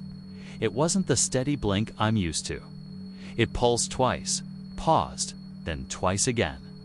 And here's the part that really bothered me before I could even think about ignoring it. My steering wheel gave this faint pull to the right. Not a drift from the road, not wind. It was like the wheel had been nudged. Okay, my hands were on it, but they weren't moving it. I tightened my grip and stayed left, trying to shake off the feeling. Maybe the alignment was off. Maybe the grooves in the asphalt tugged me that way. But the longer I stayed parallel with that flashing arrow, the more it felt like my arms wanted to give in. There were no other cars near me now, just me, the cones, and that strange arrow board. Then I noticed something worse. The cones to the right weren't blocking a closed lane like I thought. There was a small break in them, about 20 feet ahead, just enough space for a car to slip through. Beyond it, the asphalt looked darker, like it had been freshly laid. No markings, no reflectors. Just a strip of black disappearing into the dark shoulder. The arrow's lights hit it in pulses, and each time they did, I swore the road beyond looked longer than it had a second before, stretching farther out, like it was pulling away from the rest of the loop. Against every bit of common sense, I slowed down as I came up on the brake. My wheel twitched again. The urge to follow it was so strong, my shoulders tensed. Like if I didn't, something was going to yank me into it anyway. I told myself out loud, nope, not doing that. My voice sounded small inside the cabin. I pressed the gas and stayed in the left lane. The second I passed the brake, I felt this drop in my chest, like missing a step on a staircase. I glanced in the mirror. There was nothing there. Not the arrow board, not the brake in the cones. Just an endless stream of orange barrels lined tight, as if the lane had been sealed off for miles. I blinked hard, checked again. Still sealed. The rest of the drive felt wrong. The air in the car got heavier, and even though I rolled the windows down, it smelled faintly of hot tar, like fresh roadwork. My GPS started glitching, flickering between my current location and some pin dropped out past the city, near a section of 1604 I'd never seen. When I got home, I decided to check the TXDOT construction updates online. There was nothing listed for that stretch. No active lane closures that night, and definitely no arrow board placements. I even drove that same route again 2 days later. No cones, no signs, no fresh asphalt. But I keep thinking about how my wheel moved without me, about that break in the cones, and about how in my rear view it wasn't there anymore. I don't know where that lane would have taken me, but I can't shake the feeling that somewhere it's still there, waiting for the next driver who doesn't fight the pull.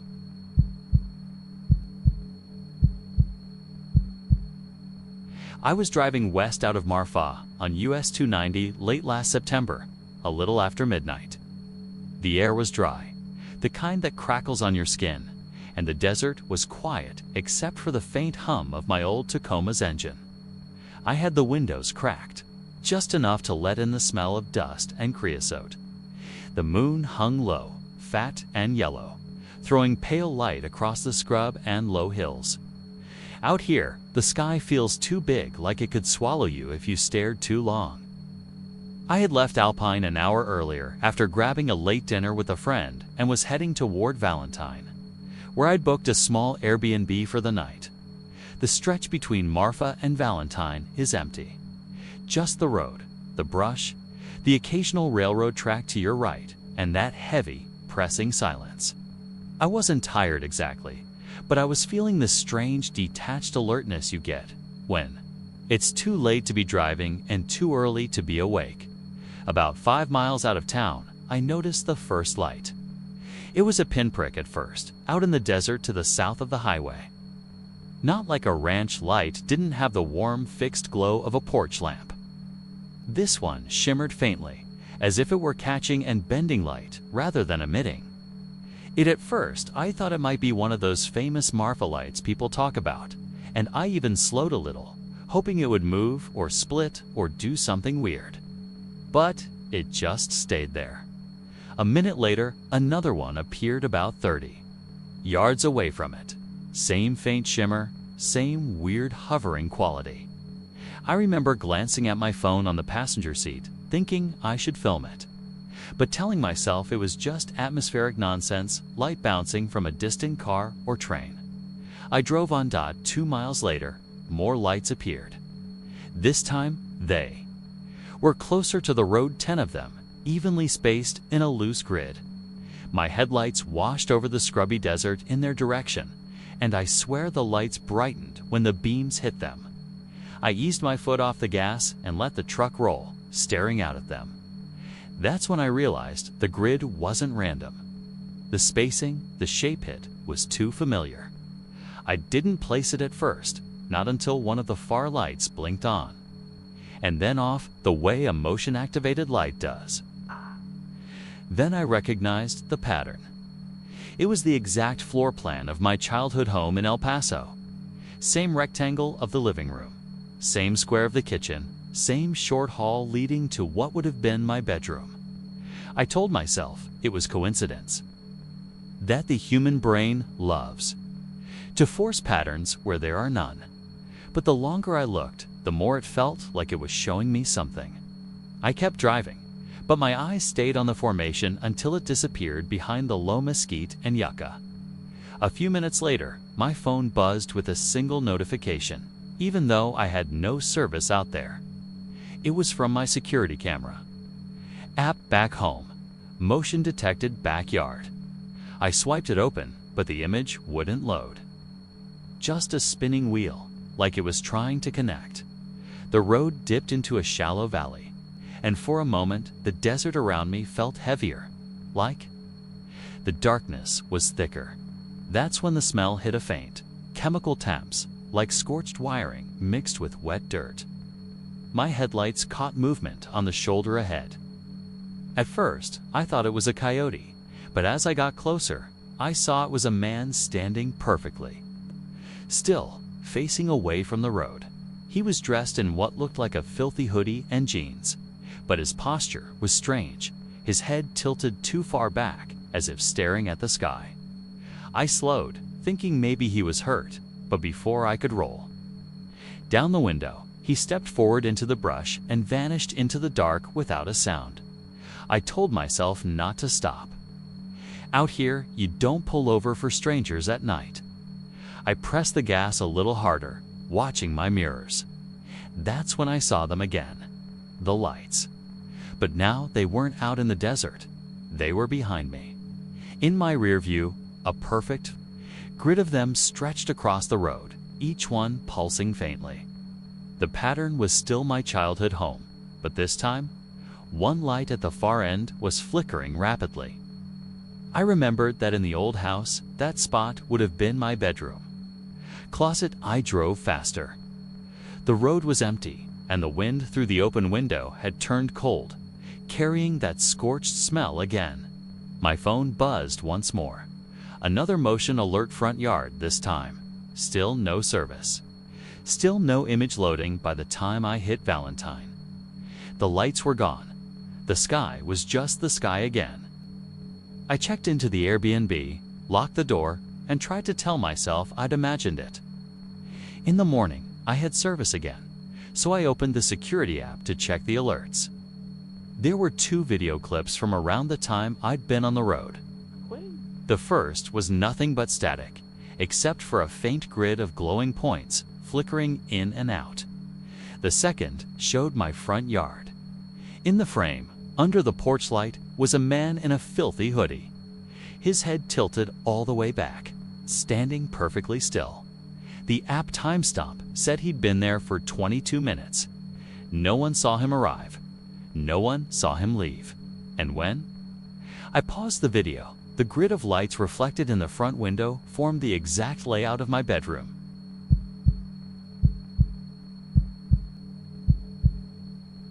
It was late September, a little after 8:30 p.m., and I was driving the service road that runs along Highway 286 just outside Corpus Christi.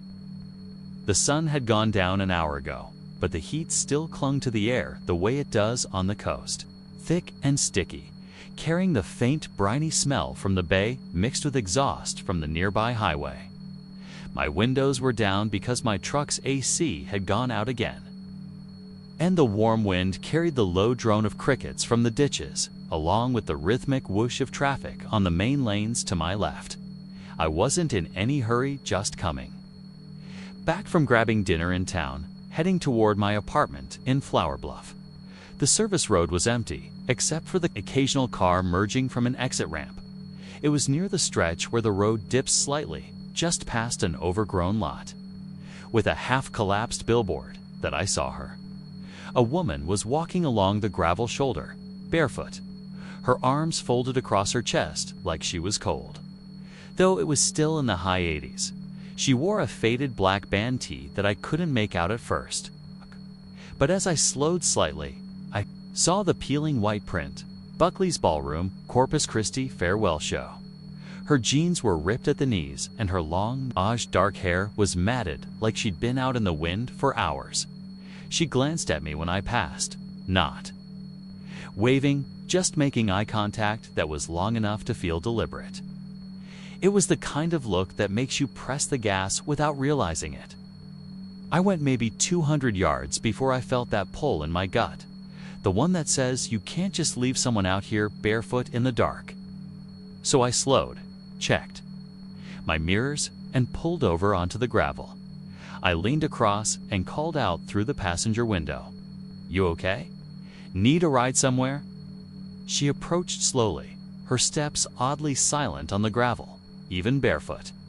When she reached the truck, I noticed her eyes first dark, almost black, and fixed directly on mine without a flicker. Up close, she looked maybe mid-20s, but her skin had that weathered look from too much sun. "I'm headed to Buckley's," she said softly, like it was obvious. I hesitated. "Where's that?" Her head tilted a little, and she gave this small, almost apologetic smile. "Off Leopard Street. You know it? The ballroom." I'd heard of Buckley's Ballroom, but it had burned down when I was still a kid. Electrical fire, if I remembered right. Total loss. "I think that place closed years ago," I said carefully. She just stared at me for a beat too long. "They're playing tonight," she said. "I have to get there." I told myself she might be confused, maybe on something, maybe homeless, and clinging to an old memory. Against my better judgment, I unlocked the door. She slid into the passenger seat without a word, folding her hands in her lap. Her bare feet were dirty, and there was a thin layer of dust on her legs, like she'd been walking for miles. As we pulled back onto the road, I tried small talk. "So, what band's playing?" Her gaze stayed forward, fixed on the dark stretch. Ahead, Midnight Mercy. "It's their last show." I didn't know the name, but there was something strange about the way she said it. No excitement, just a flat certainty. The heat in the cab was stifling, but she sat perfectly still, not wiping at the sweat running down her temple. I caught a faint scent coming from her. Not body odor exactly, but something dry and dusty. Like clothes pulled from a trunk in an attic, a mile down. The service road narrowed where a row of scrub trees pressed close to the edge. The streetlights. Here we're out, and my headlights painted the asphalt a pale yellow. Out of the corner of my eye, I noticed her turning her head toward the passenger window, looking into the trees as we passed. It was just a glance, but her lips moved like she was murmuring something.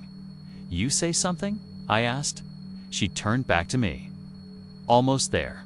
Okay, we weren't almost anywhere. Leopard Street was still at least 15 minutes away. And that was if we stayed on the highway, which we weren't. My unease was climbing. But I kept driving. When we passed under the next overpass, I noticed something else. The reflection in the windshield, the faint double image of us from the glass didn't look quite right.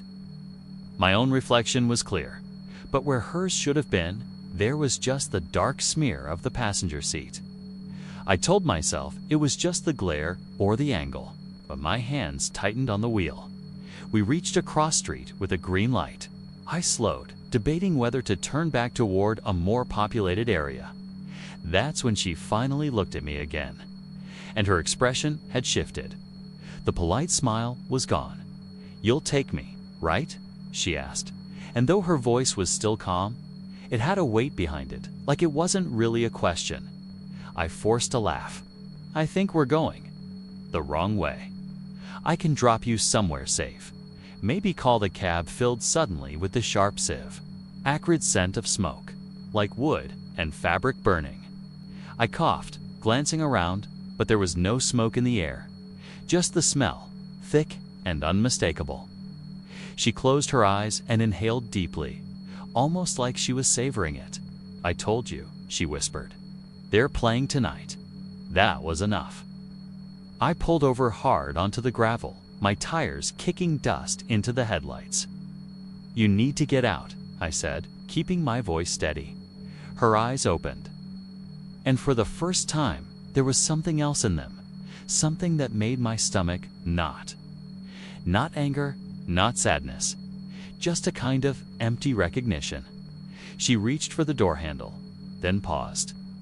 "They'll still be there," she said, "even if you change your mind later." She stepped out barefoot onto the gravel and walked toward the tree line, not looking back. I didn't wait. I hit the gas, merging back toward the highway, my heart pounding. When I finally got home, unlocked the door and sat in the dark, trying to shake it off. But the smell of smoke lingered faintly in my truck the next morning, and 2 days later, driving past that same stretch, I saw a blackened patch of ground just beyond the tree line, like something had burned there recently. No fire trucks, no cleanup, just scorched earth. And last night, on my way home again, I passed the spot. She was there, barefoot, in the same faded band tee, walking the shoulder. This time, she didn't even look at me.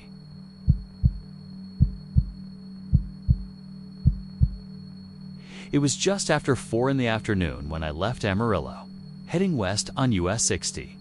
Late July, the kind of heat that makes the air shimmer above the asphalt. The dashboard thermometer read 103, and even with the AC cranked, the cab smelled faintly of warm vinyl and sun-baked dust. My destination was a small repair job outside Clovis, New Mexico. Nothing special. Just replacing a gate motor for a rancher I'd done work for before.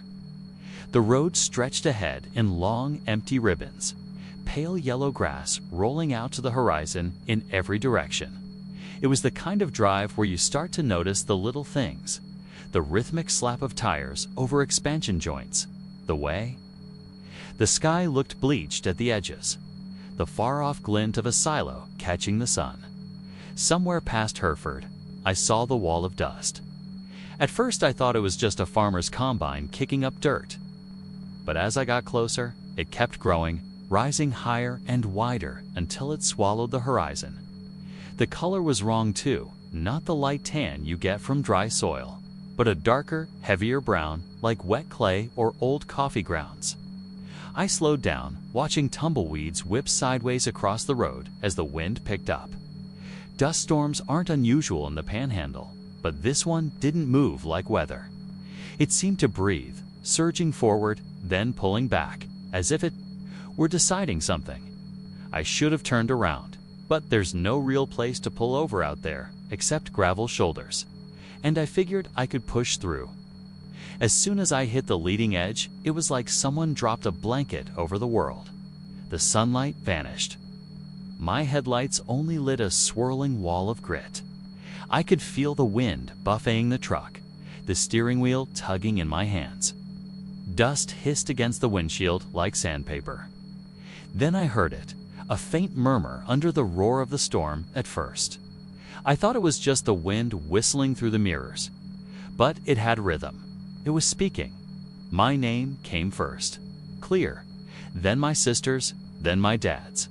One after another, every person I loved, in perfect order, like someone was reading from a list only I could have written. My skin crawled. I turned the radio on, cranking it loud, but the voices stayed, threading through the music, soft and patient. The smell inside the cab changed, was no longer hot vinyl. It was damp earth, like fresh graves after rain. Breath fogged the inside of the windshield, though the AC was still blasting cold. I caught movement in my side mirror, a darker shape in the brown, keeping pace with me. I pressed the gas harder, but the shape stayed there, just out of sight, like it was being carried by the storm. Every so often, I thought I saw a hand, pale against the dark dust.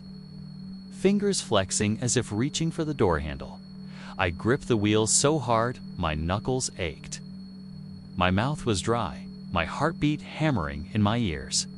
The voices had started repeating the list, but now they were adding names. People I barely remembered from school. A neighbor who died years ago, even the name of my childhood dog. Each one landed in my chest like a weight.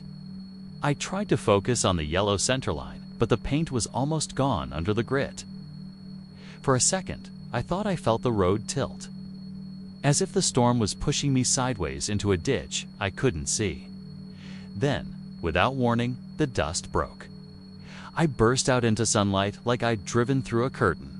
In the rearview mirror, the storm was still there, but it wasn't moving anymore. Just a dark wall, waiting. My hands shook on the wheel. My throat hurt, like I'd been screaming. Though I hadn't made a sound, I didn't stop until I reached Clovis. My truck was coated in a thick layer of silt, packed into every seam and crevice. That night at the motel, I could still hear the voices when I closed my eyes, faint, like they were just on the other side of the wall. They started with me, then my sister, then my dad, and now they've begun adding more names. People I haven't met yet. People I'm starting to think I will.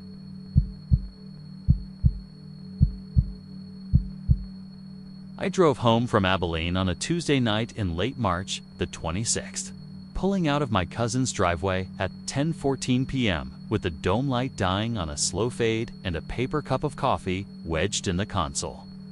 The air was as clean as it gets after a blue norther has come and gone, crisp and dry. Maybe 54 degrees, with the kind of quiet that lets you hear the gravel settle after your tires roll. I had been helping him patch a section of fence after a bull found the 1-week cedar post in 100 and decided to test it. We grilled around sunset, ate standing up over the tailgate.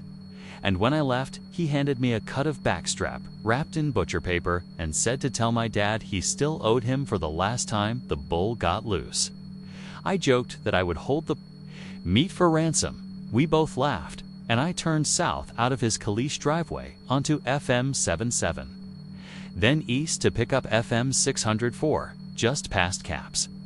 The sky had that high, hard look you get after a front, a sliver of moon low and thin as a fingernail paring. I set the cruise at an easy 58, radio at a whisper under the heater's soft breath, and let the truck settle into the road.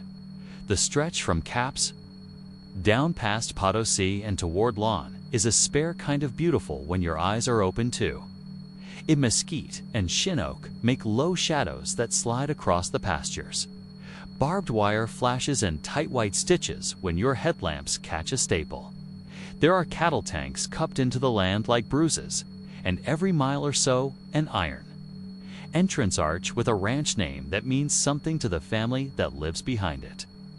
I passed a metal sign for an RV park where the gravel loop lights looked like a string of pearls. The wind sock out by the little private airstrip was limp. My phone showed 3 bars when I checked it at 10:37 at the FM 1750 junction, so I swiped airplane mode on to save the battery and set the phone face down. I told myself to stay off it. There was a smudge of coffee on the lid and a smell like roasted peanuts and hot plastic coming up from the vents. The floor mat had a cow sticker my niece stuck to it last week. I remember these details because everything felt so ordinary that it registered like a list. I could check back against later to prove to myself that the night began in a normal key. Around 10:49. I noticed an amber glow in the rear view that I mistook for a set of distant taillights. At that stretch, the road dips and rises in slow ribs, and headlights behind you usually bob up and down as they surf the same asphalt waves. But this light held steady, a small warm coin that did not jump. I kept one eye on it for a quarter mile, then let it go.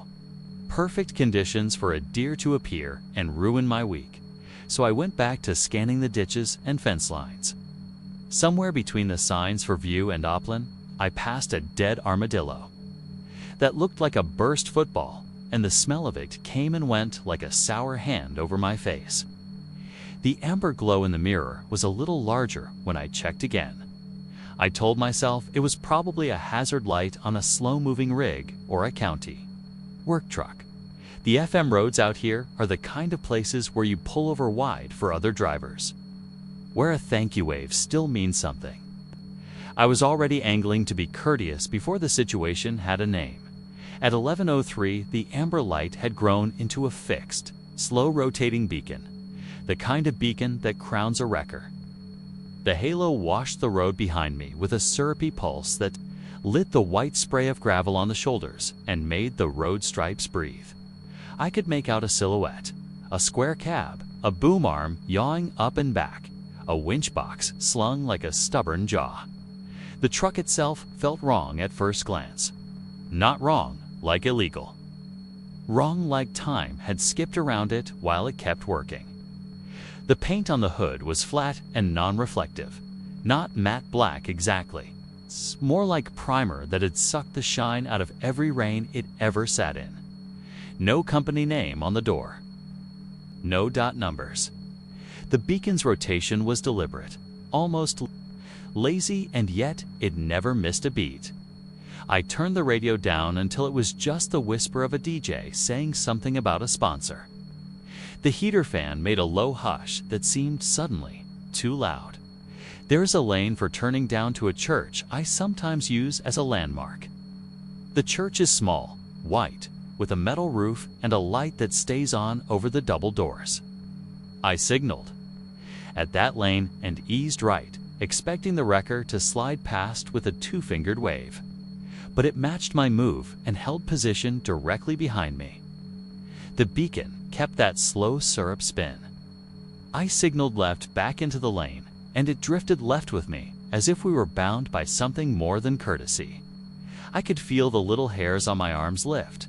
A silly, involuntary reaction. I laughed in the cab and said out loud, "All right, friend, go on around." My voice sounded unconvincing even to me. The truck did not pass. When equipment follows you at night on a lonely road, you learn to announce your intentions clearly. I tapped the brakes twice, not too hard, then rolled steady at 45. If he wanted to pass, he could have. He stayed glued to my mirrors at a polite but possessive distance, the kind that makes your scalp itch. At 11:10, the dashboard glow dimmed. Not dramatically, not like a fuse blew, more like a brownout. The speedometer needle fell a little and wavered. The radio skittered into a band of static where I could hear 2 different stations fighting, a country song threading through a sermon. The truck coughed.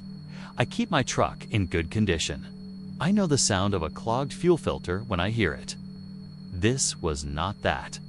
This was as though someone had cracked a window between my battery and the thing that needed it. Okay, check the voltmeter out of reflex. It read normal, as if the instrument was telling me about a truck I was not driving. I smelled hot metal, not overheating, more like a penny warmed up in the sun and pressed under my nose. The wrecker filled the mirror, and I could make out the crosshatch of the boom's lattice and the chain. I did not understand how I could see the chain, but I could, each link about the size of my palm, swaying very slightly as though a breeze. Lived only there. The hook at the end was a swallow-tailed wedge of steel, shaped like a question that had been asked too many times. I said to myself, now you are being dramatic. There is a perfectly normal explanation. Maybe he thinks you need help. Maybe he is trying to tell you something. I cracked my window and lifted a hand. Palm out, a half waved on my phone screen was dark when I tapped it awake to call someone. Anyone to put another set of eyes on the situation. No battery icon, no glitchy fuzz. Just the flat unlit black of a screen asleep on a desk. Keys in a whisper and pressed the home button. Nothing. I plugged the cable in just to hear the satisfying ding. Nothing. My map app had been open. For an instant, I had the thought that if I could get the screen to life, I would take a picture of the wrecker to show later. To prove to myself I hadn't massaged the details. The thought felt ugly and superstitious while I had it, and I shoved the phone under my thigh as if hiding it from a person. At 11:14, my engine cut off. No shutter, no knock. It simply went away. And with it, the power steering and the headlamps and the radio and the small comfort of modern life that says you are the one moving through the world and not the other way around. The truck did not coast. We continued forward like a hand on my bumper had decided the speed and was guiding us forward as easily as someone pushing a grocery cart. That low hot metal smell thickened, and under it I caught a bitter burn that reminded me of welding flux when the arc eats into dirty steel. I set both hands on the wheel and tried to angle the truck to the shoulder. The wheel crabbed in my hands and then tightened, as if it had been hooked by a stubborn fish at the other end of the line. I said, louder than I meant to, Hey, you, what are you doing?" My voice slurred a little on the edges, like I had cotton in my cheeks. There was an odd pressure in my ears, not painful. It's the feeling you get when you are climbing fast and you have not yawned to equalize. I cranked the window down further and twisted to look through the back glass. The wrecker was so close I could see into the black rectangle of its cab. That is the part I cannot set aside. It was black inside in a way I have only seen inside. The mouth of a culvert at night. It was the black of a place that is not lit by the day, even at noon. There should have been light leaking from somewhere. The beacon, my own cab, the moon, there was none. It was the absence of a driver, and the absence felt active, as if something had taken the place where a driver should be, and filled it with a working silence. There is a gravel turnout that ranchers use to pull cattle trailers, wide when they check fence. The wrecker guided me to it as neatly as if we had rehearsed. As my front tires touched gravel, I felt the first metal-on-metal communication come through the frame of my truck. A quick, dry tug. The clink I heard next was physical in my bones. The chain had found my hitch. I had not stopped. I had not put the truck in park. I had not gotten out to touch anything. I felt the weight settle on the frame, a low new gravity that belonged to something that had just claimed me. I shouted, "No, do not get off." Not to the truck, to the situation. To any neighbor within a county limits who might be asleep but would understand a voice that sounded like mine did. The wrecker's boom creaked 1 degree lower, subtle as a breath. And that hook link found the square edge of my receiver like a key turning in a lock you have used your whole life. The silence that followed was an occupied silence, something, present and patient. The chain tightened. The sound is hard to write down without lying about it. It was not loud. It was precise, like a spoken instruction. The links made a dry zipper as slack came out, and the last little bite on the hitch was a tiny deep click that had a finality to it. The beacon above us kept rotating at its unhurried pace, painting the mesquite with warm glows that slid and returned and slid again. I think, in memory, that light moved slower than it should have, as if it was cutting a longer path through the night than a single roof could hold. The wrecker reversed, just an inch, enough to confirm the connection. My truck responded like a horse that feels the reins, easing forward the way an obedient thing will when it learns what is expected. I pressed the brake. The pedal dropped heavy under my footbutt. The truck continued to roll backward, a steady, well-mannered glide that canceled whatever control I had left. We drifted off the gravel turnout and back onto the blacktop, and I had the sense of being repositioned onto a larger road. Some old current that had pulled vehicles this way for a long time. "Please," I said, absurdly polite, "you need to let go." That was when I heard the first voice, not a voice in the air, not a hallucination in my head. A radio voice, not mine, not the radio I had turned down earlier. This voice came from somewhere between the firewall and the dash, from the cavity where the trucks, ducts, and harnesses run. It was a man's voice speaking on a band like the old CB sets, clear, unhurried, with a mild West Texas drawl, rounded. Off by years since the station cared to announce call signs, he said, in a tone that was professional and faintly apologetic, "Do not fight the tow." I snapped my head around as if a person had leaned into my passenger window. "Who said that?" It's blurted, scanning the seat, the floorboard, the mirror. The chain tugged again, and we began to roll. I grabbed the shifter out of habit and discovered that the lever would not leave drive. It was not frozen. It simply would not accept my choice. The wrecker pulled at a pace that made 90 seconds feel like 5 minutes. I know because I looked at the clock and then looked back again and felt the shape of time shift between one glance and the next. We passed the church. The light over its doors glowed a weaker yellow than the amber beacon behind me, like a pocketed candle. The cattle guard at the entrance hummed when the wind flexed it. I focused on those details because my heart was beating an animal rhythm that wanted to take over the whole truck. The voice came again. It's closer, and this time I understood. It was not in front of me or behind me. It was inside the frame. It said, "Do not touch the chain. Do not exit the cab. Do not look directly into the cab of the wrecker." That last instruction snapped something in me that had been holding steady out of habit. Nothing in my life had ever required me not to look at who was towing me. I had the petty thought that whoever was doing this was a bully who took satisfaction from setting rules that turned my common sense upside down. I tried the hazard lights to announce myself to no one. The switch clicked, and I heard the finicky relay under the dash tick like a grasshopper, but no lamps flashed outside. The wrecker's beacon kept its patient dance. I honked the horn, a short blast I meant as a warning, and the sound that came out was thin and flat as a child's toy. Something about the night ate it before it reached the pasture fence. A set of headlights happened ahead of us, cresting a rise. I felt relief like a mouthful of cold water. It was a sheriff's Tahoe. Dark green, the old thin gold stripe on the side, even though I could not see the seal. The driver slowed as any rural deputy does at night when he sees a vehicle situation he might need to witness.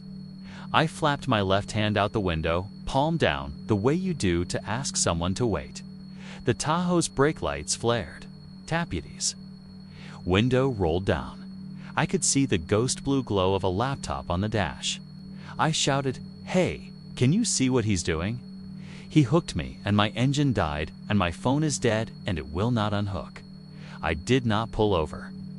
"Can you see him?" The deputy raised a hand automatically in that calming gesture law enforcement has from training and a life of domestic calls. He started to say something, and then did not. The Tahoe drifted closer in the opposite lane. The deputy's eyes flicked, past me to the rear of my truck, and for a moment his face went still, not blank, still, as if a picture had covered it. He slowed even more, and I thought he was going to pull ahead of the wrecker and force it to stop. His hand went to the radio mic clipped to his shoulder. He pressed it and spoke, but the shape his mouth made bore no sound I could hear. He looked down at the mic and pressed it again. He glanced over his shoulder as if checking a blind spot, and then he did something I would replay later and later again. He looked directly at the cab of the wrecker. He did it the way we all do when we are told not to do something unnecessary. His eyes went there as if pulled by a thread. He did not scream or flinch. He blinked once, slow. His hand lowered from the mic like it had been persuaded. Then he gave me the kindest, smallest shake of the head I have ever seen, as if he were telling me that what I was asking for was not within a human being's gift. He let me and the wrecker pass, rolled forward into the empty road behind us, and did not turn around. I gripped the wheel so hard, my forearms hurt. The chain vibrated a little, and that sensation traveled into my teeth. There is a way the mesquite smells at night when the dew is about to rise, a green tannic sting that is almost mint if you hold it in your nose. I smelled it. I watched a jackrabbit freeze on the shoulder with its ear turned toward us like a dish. We crossed a low creek bed where the culvert pipe made a hollow note under our tires. All of these details were bright because they were the only tools I had to stay in the frame of the world I knew. "Where are we going?" I asked, not expecting a reply. The voice obliged with a courtesy that made me hate it. "We are headed to the turnout." It said it the way a dispatcher says a street name to a unit that knows the town better than the map. "Which turnout?" I asked, as if narrowing the definition would help me wrestle the facts back to a place where they could be solved. "The turnout," the voice repeated, unbothered, as if I had asked what the sun was doing. I tested the door handle with 2 fingers, the way you test a dog that might bite. It lifted. The night air pushed at the seam of the door like a curious palm. I pulled it a little wider, and the chain twitched a warning that the frame transmitted into my hips. I let the door swing back and click.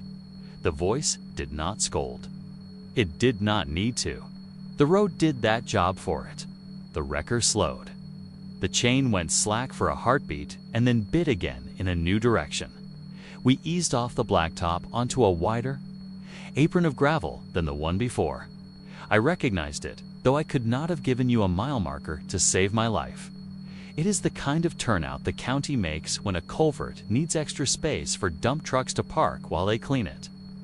The gravel was a mix of limestone and old broken asphalt, and the crunch under my tires sounded damp even though the night had been dry from the start. The mesquite grew thicker here, and a barbed wire fence ran a lazy line with creosoted posts that had bled black tears down their faces. The wrecker guided me to a stop, so careful that my body had to guess that we were no longer moving. The beacon made one more slow rotation and paused as if its light had landed on a mark. The chain went loose and slid off my hitch with that greedy little sigh a heavy thing makes when it stops opposing itself. The hook dropped and kissed the gravel, and the sound it made was the first normal sound since the engine died. I sat for 2 seconds that felt like asking permission to breathe, then jammed the key forward and my truck sprang back to life all at once, clean as a reset. The radio was still on the same half-heard ad it had been on 20 minutes earlier, and the heater resumed its whisper like it had never missed a beat. My phone lit up in my lap and began to tremble with cued notifications like a nervous animal waking from a doze. I looked into the mirror and saw the wrecker sitting there with the hook on the gravel like a dropped tool. I put the truck in drive and eased forward 3 feet. The chain did not move. I eased farther, 10 feet, 20, and the wrecker did not follow. Without the chain making its quiet rules, the world felt available again. I pulled out of the turnout and onto the blacktop with so much relief that my eyes watered. I did not want to call it crying, and I did not want to call it anything, but I gripped the wheel tighter so my hands had a job, and I said, "Okay, okay, okay," as if I were agreeing to a plan. I made Tuscola by 11:41 and pulled into the gas station by the highway, the one with the ice machine that leaks and makes a slick rectangle on summer evenings.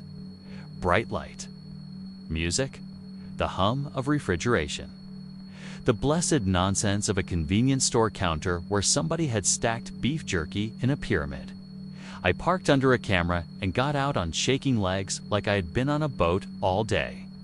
The lid of the coffee cup had a brown fingerprint on it that I wiped away with a napkin as if I could tidy the last 40 minutes and put them in a bin. I walked a circle around the truck. There were no marks on the hitch, not on the paint, not on the square receiver, not on the bumper where a metal hook should have kissed steel. I got on my knees under the bumper and ran my fingers along the metal like a person who has lost his keys. Nothing on my hands when I came up. I pressed the brake lights and checked the reflection in the glass of the store. Both lamps lit red. I honked the horn. The sound had its old depth again. A man in a grease-darkened cap at the next pump watched me with the benevolent curiosity country people reserve for strangers who have clearly seen a ghost or a deer or a bad text. He said, "You look like you drove out of something." It came out friendly, but not unserious. I said, "I think I just got towed by a truck that wasn't towing me."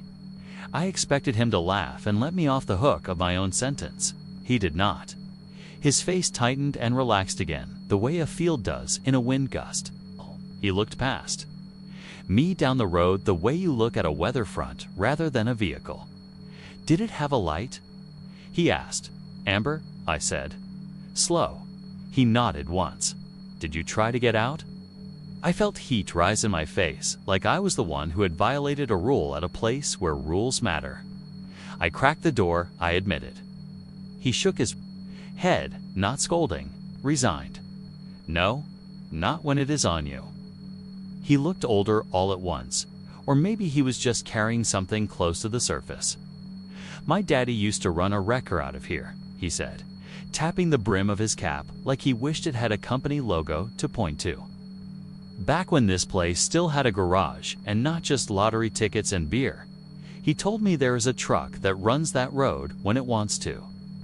Some folks say it is a story to keep kids from pulling over for strangers at night, but it takes grown men too. You let it do what it came to do. You do not look into the cab, and you do not fight it. You let it tow you to where it is going to." "Set you down? Where is that?"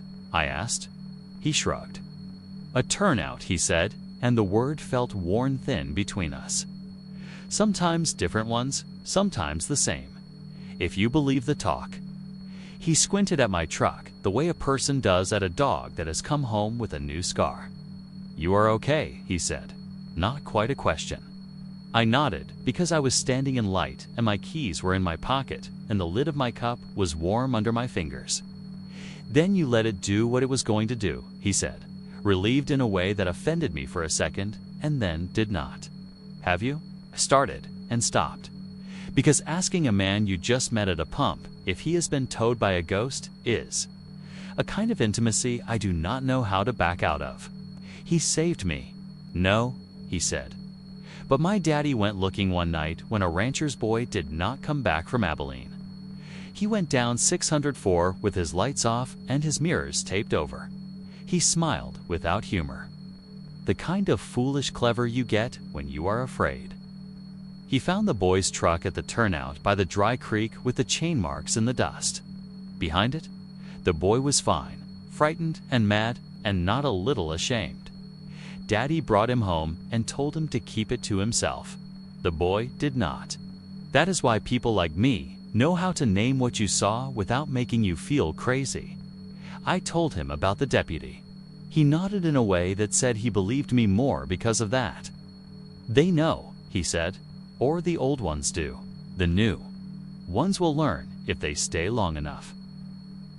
He capped his tank, set the nozzle back with a hollow clack that sounded too loud. You going to drive home now? He asked. Yes, I said. Take the highway, he suggested, as if we were talking about a construction detour. You will sleep better. I did not sleep better. I lay in bed with the heater cutting on and off and the smell of laundry detergent to sweet in my nostrils. And the dark in my room, honest in a way that felt rude. Every small mechanical sound of the house had a new job now. The ice maker's thunk became a chain settling. The wind at the windows became a beacon washing a wall.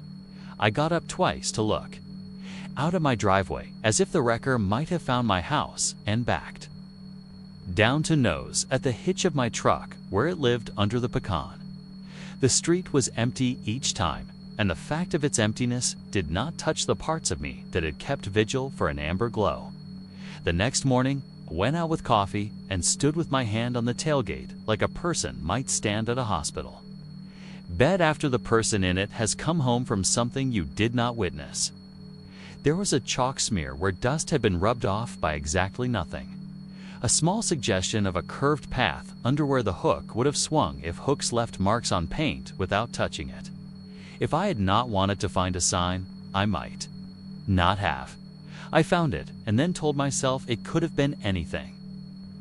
There are many honest ways to tell yourself not to make a religion out of a coincidence. I drove the highway to work for a week like a man, was lost a bet with his own nerves. After that, routine put me back on the farm-to-market roads because routine is a bully you underestimate. I did not find excuses to go down 604 at night. But life found one for me 3 Fridays later when my father called at 9:28 from a number that said unknown and asked if I could come sit with Mom for an hour while he went to the ER with a neighbor who had put a post hole digger through his foot. I said yes before he finished the sentence and put on boots with the wrong socks because saying no to your father when he says a neighbor is bleeding is not an option in a place where you will need your neighbors too. I left Abilene at 10:06. With a Tupperware of stew balanced on the seat and 2 aspirin in my pocket to bluff a headache that was mostly memory. The night was windless and warmer by 8 degrees. The moon was a little fatter, a schoolyard bully who had eaten well. I had planned to take the highway and then cut over. But after the exit, I took the wrong road out of habit, and there I was, settling on 604 without meaning to. The way you can say your ex's name if you meet someone new who looks like them from a certain angle. I laughed out loud at myself in the empty cab once to show I was still willing to be dumb with myself. The radio crackled into a song I liked, and I let it play as a bribe to my nerves. The heater smelled like dust again because I had not turned it on for a week. I put my phone in the cup holder without plugging it in and told it to behave. I passed the church with the light. I passed the culvert with the apron of gravel. I passed the old RV park where someone had added 2 flags that did not stir. The road was mine. The night was mine. The ordinary was mine again. When the amber glow appeared in the mirror, it was a suggestion first, like a thought you decide to ignore until it becomes a decision all by itself. I said out loud and clear, like signing for a package, no. The glow swelled anyway. It had the same pace as before, the unhurried spin of a machine that does not need to hurry because it knows you will end up where it is going. I did not slow. I did not signal. I set my jaw and felt stupid about what my jaw thinks it can do. The dashboard dimmed. The radio lapsed into ragged strings of voices. The phone screen went black without ceremony. The engine did not die. This time, it faltered. It lived in the way a person can live with their mouth held underwater and a hand on their hair. The chain did not appear in my mirror. The tug did. It came like a magnet pressed under a table to make a paperclip dance. The tug made my truck rise out of its own weight into a different set of rules. I said, "No," again, softer. Not because I believed the word had power, but because it was the last one I had control over. The voice did not arrive this time. The rules did, and they arrived like a list I had already read. Do not fight the tow. Do not touch the chain. Do not look into the cab. The last one felt louder, like the advice a person gives you about a snake you cannot see in the grass you have to cross. I thought about the deputy. I thought about the man at the pump's father. I thought about the neighbor with a post hole, Digger through his foot, and my mother on a recliner with a blanket across her legs, waiting for my key at the door. The chain settled without sound at first, then with the same tidy click. And we eased into the familiar, unnatural motion, like the night had been put on a track it used for wheeled things. I do not know how far we went. I know the culvert, the county, had widened was not where we stopped. We passed that turnout and another and another. And each time my fear had an odd dip that felt almost like disappointment. The way dread can confuse the body into wanting to get to the bad parts so you can start pretending to be brave. We turned left into a stretch where the road ran higher than the pasture. The barbed wire was closer to the ditch. The mesquite was older and more knuckled. The chain made a whispery whine that might have been in my ears, or in the metal, or in the air. We stopped where there was no turnout. That is important if you grew up with the logic of rural roads. You know where the county has poured gravel. You know where the culverts are and where the mailboxes are. There was no county here. The wrecker eased me until my front bumper touched a line that may once have been a ranch gate, but was now only two weathered posts with the shadow of a name burned out of them. The chain went slack and fell. I waited. The beacon turned halfway, then held, and the world balanced on that half rotation like a coin deciding. Something in the mesquite to my right made a single polite clack, as if two branches had gently tapped. The night gathered its breath and did not release it. The voice came, not from the dash this time, not from anywhere I could point to. It said, "Driver." The word had the shape of my name if you took my name out of it. I did not reply. It said, "Do not exit." The breath I had been holding left me, and another came in with a small, dim whistle at the back of my throat I had not heard before. I realized then, in a way that shook me, that I had been expecting the rules because the rules were what made this manageable. If the rules had not come, if anything new had been added, I would have broken. Knowing that about myself made me angrier than I should admit. "Why?" I asked. The voice did not answer. The mesquite did. It leaned, or the wind moved it, although there was no wind. The sound the leaves made was like paper rubbed together in a book. At that, the wrecker's beacon resumed its turn. One slow hummed. Second, then another, and the chain tightened at my hitch without lifting it. It was not pulling me now. It tied me to the night like an anchor to a boat that is happier in place than in motion. We sat that way for a time I will call 15 minutes to preserve my dignity. The watch my uncle left me said it was less. The measure inside my chest said it was hours. I thought about opening the door again. Every part of me thought about it. I looked down at my hand on the handle and became aware of tiny white crescents my nails had made in my palm. I took my hand away and put it on the seat where the stew had been and pressed my fingers into the cooled indentation the container had left in the vinyl.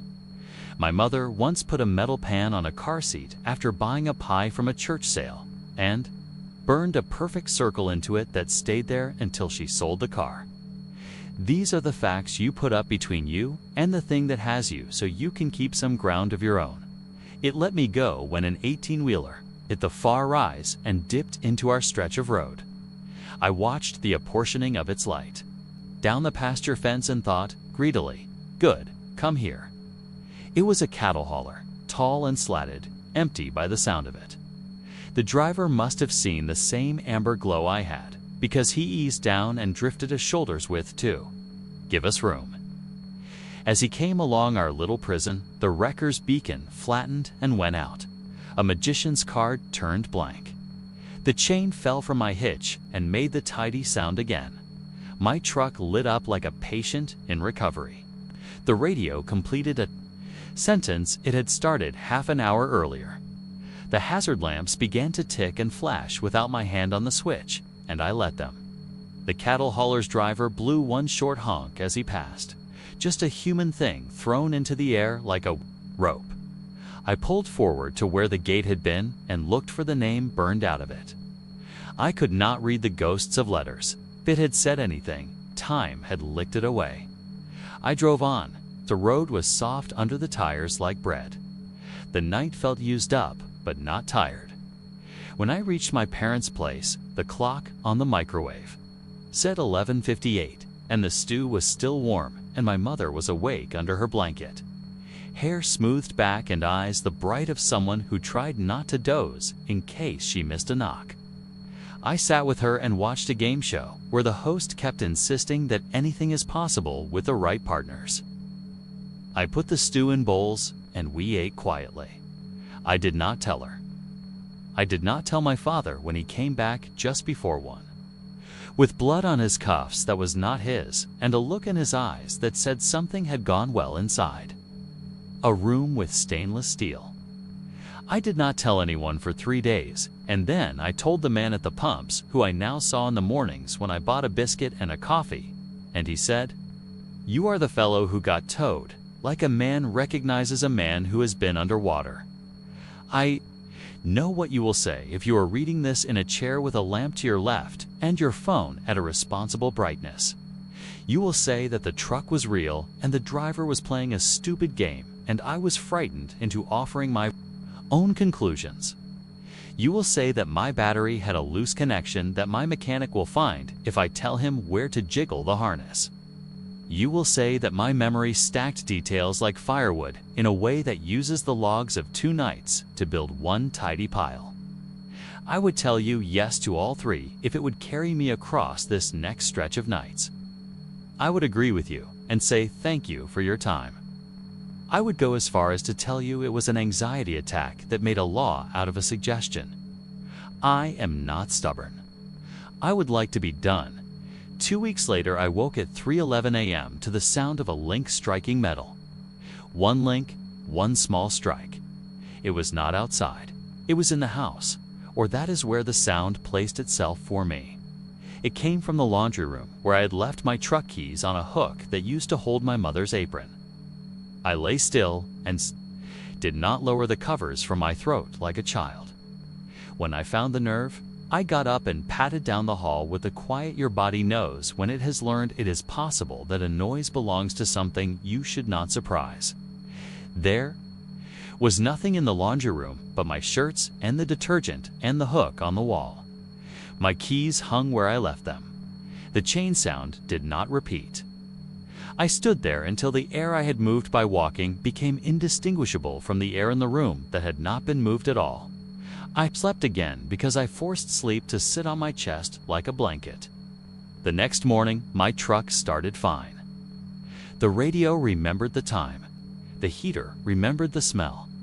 I drove to work on the highway. I told myself I would sell the truck.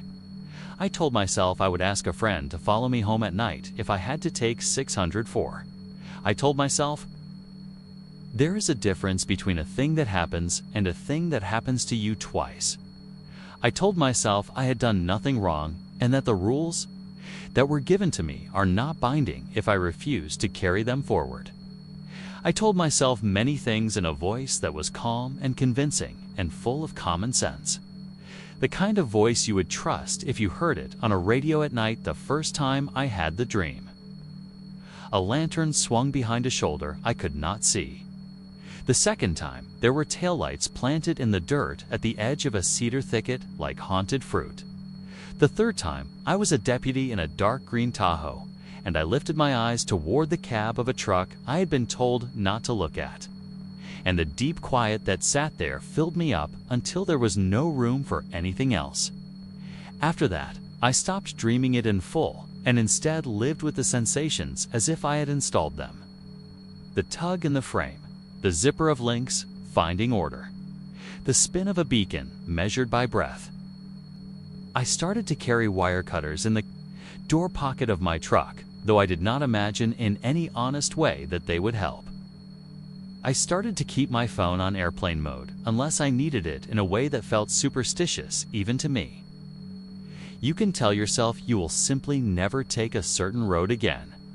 You can tell yourself you are the kind of person who learns a lesson once on principle. You can say this in a coffee shop that sells cinnamon rolls the size of plates and feel righteous while the sugar does its happy work. But these are the facts. My parents live where they live. My cousin lives where he lives. The feed store does not move. The ER does not move. Harvest does not schedule itself around your personal commitments to your nervous system. And there is a thing that runs that road when it wants to. I have met it. It knows the weight of my truck and the way my frame whispers when steel tightens. Against it, it has been in my cab as a presence that is not an object and cannot be proven. It knows where I live.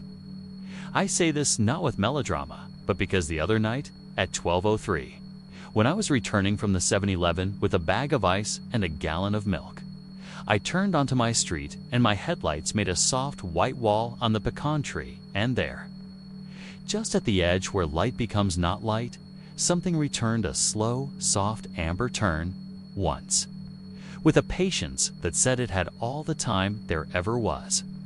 I blinked, and it was only the reflection of my own indicator in a neighbor's storm door window.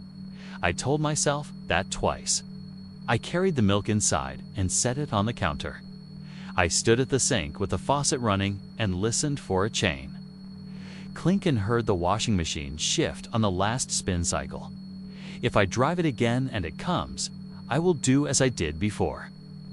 That is the part that wakes me in a sweat I pretend is a warm night. I will let it hook me. I will put my hands where they belong and keep my mouth as small as I can and accept the guidance to whatever turnout it has in mind.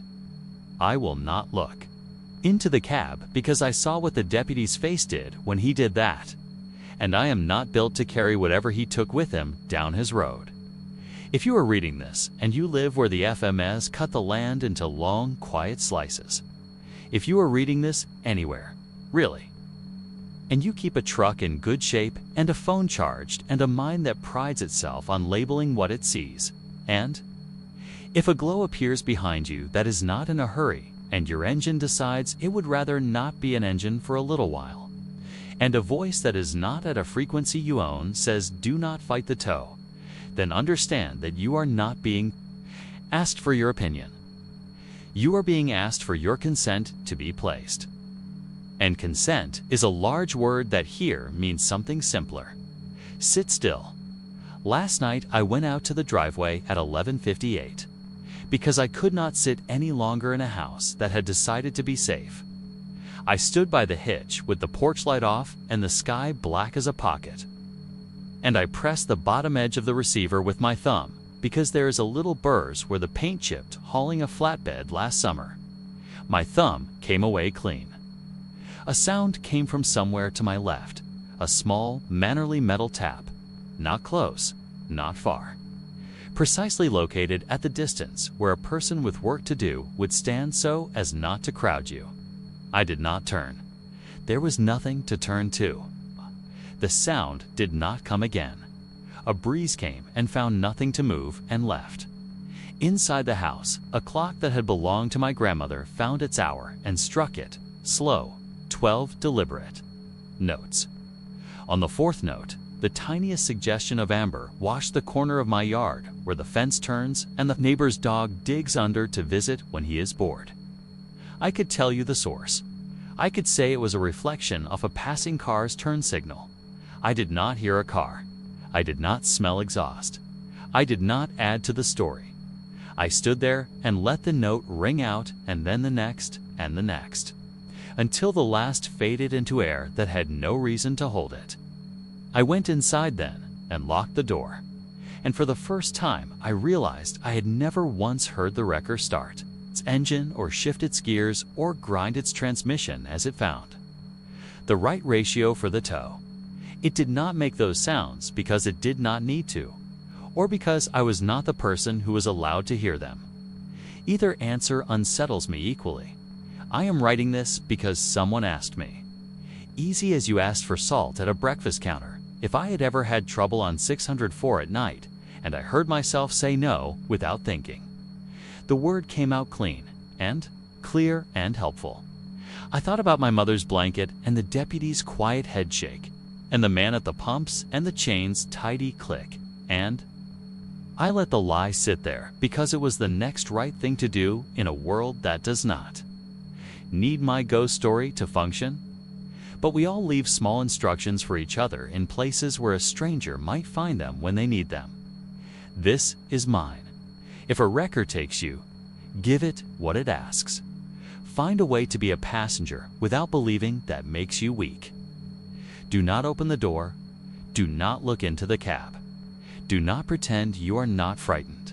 Frightened is fine. Frightened is fuel you can burn. Let it set you down where it wants to set you down. Afterward, you will walk around your truck and run your fingers on paint, like your own name, and find nothing. You will tell yourself that means nothing happened. Then, nights later, you will wake at 3:11 to the smallest sound of a link, tapping something that is not metal. It will be the sound of your own teeth as you test them with your tongue, making sure they are still yours, making sure the chain has not found some invisible hitch in you. And the only answer you will get is silence, the kind that rotates over you slow and amber and patient, the kind that does not end so much as it waits.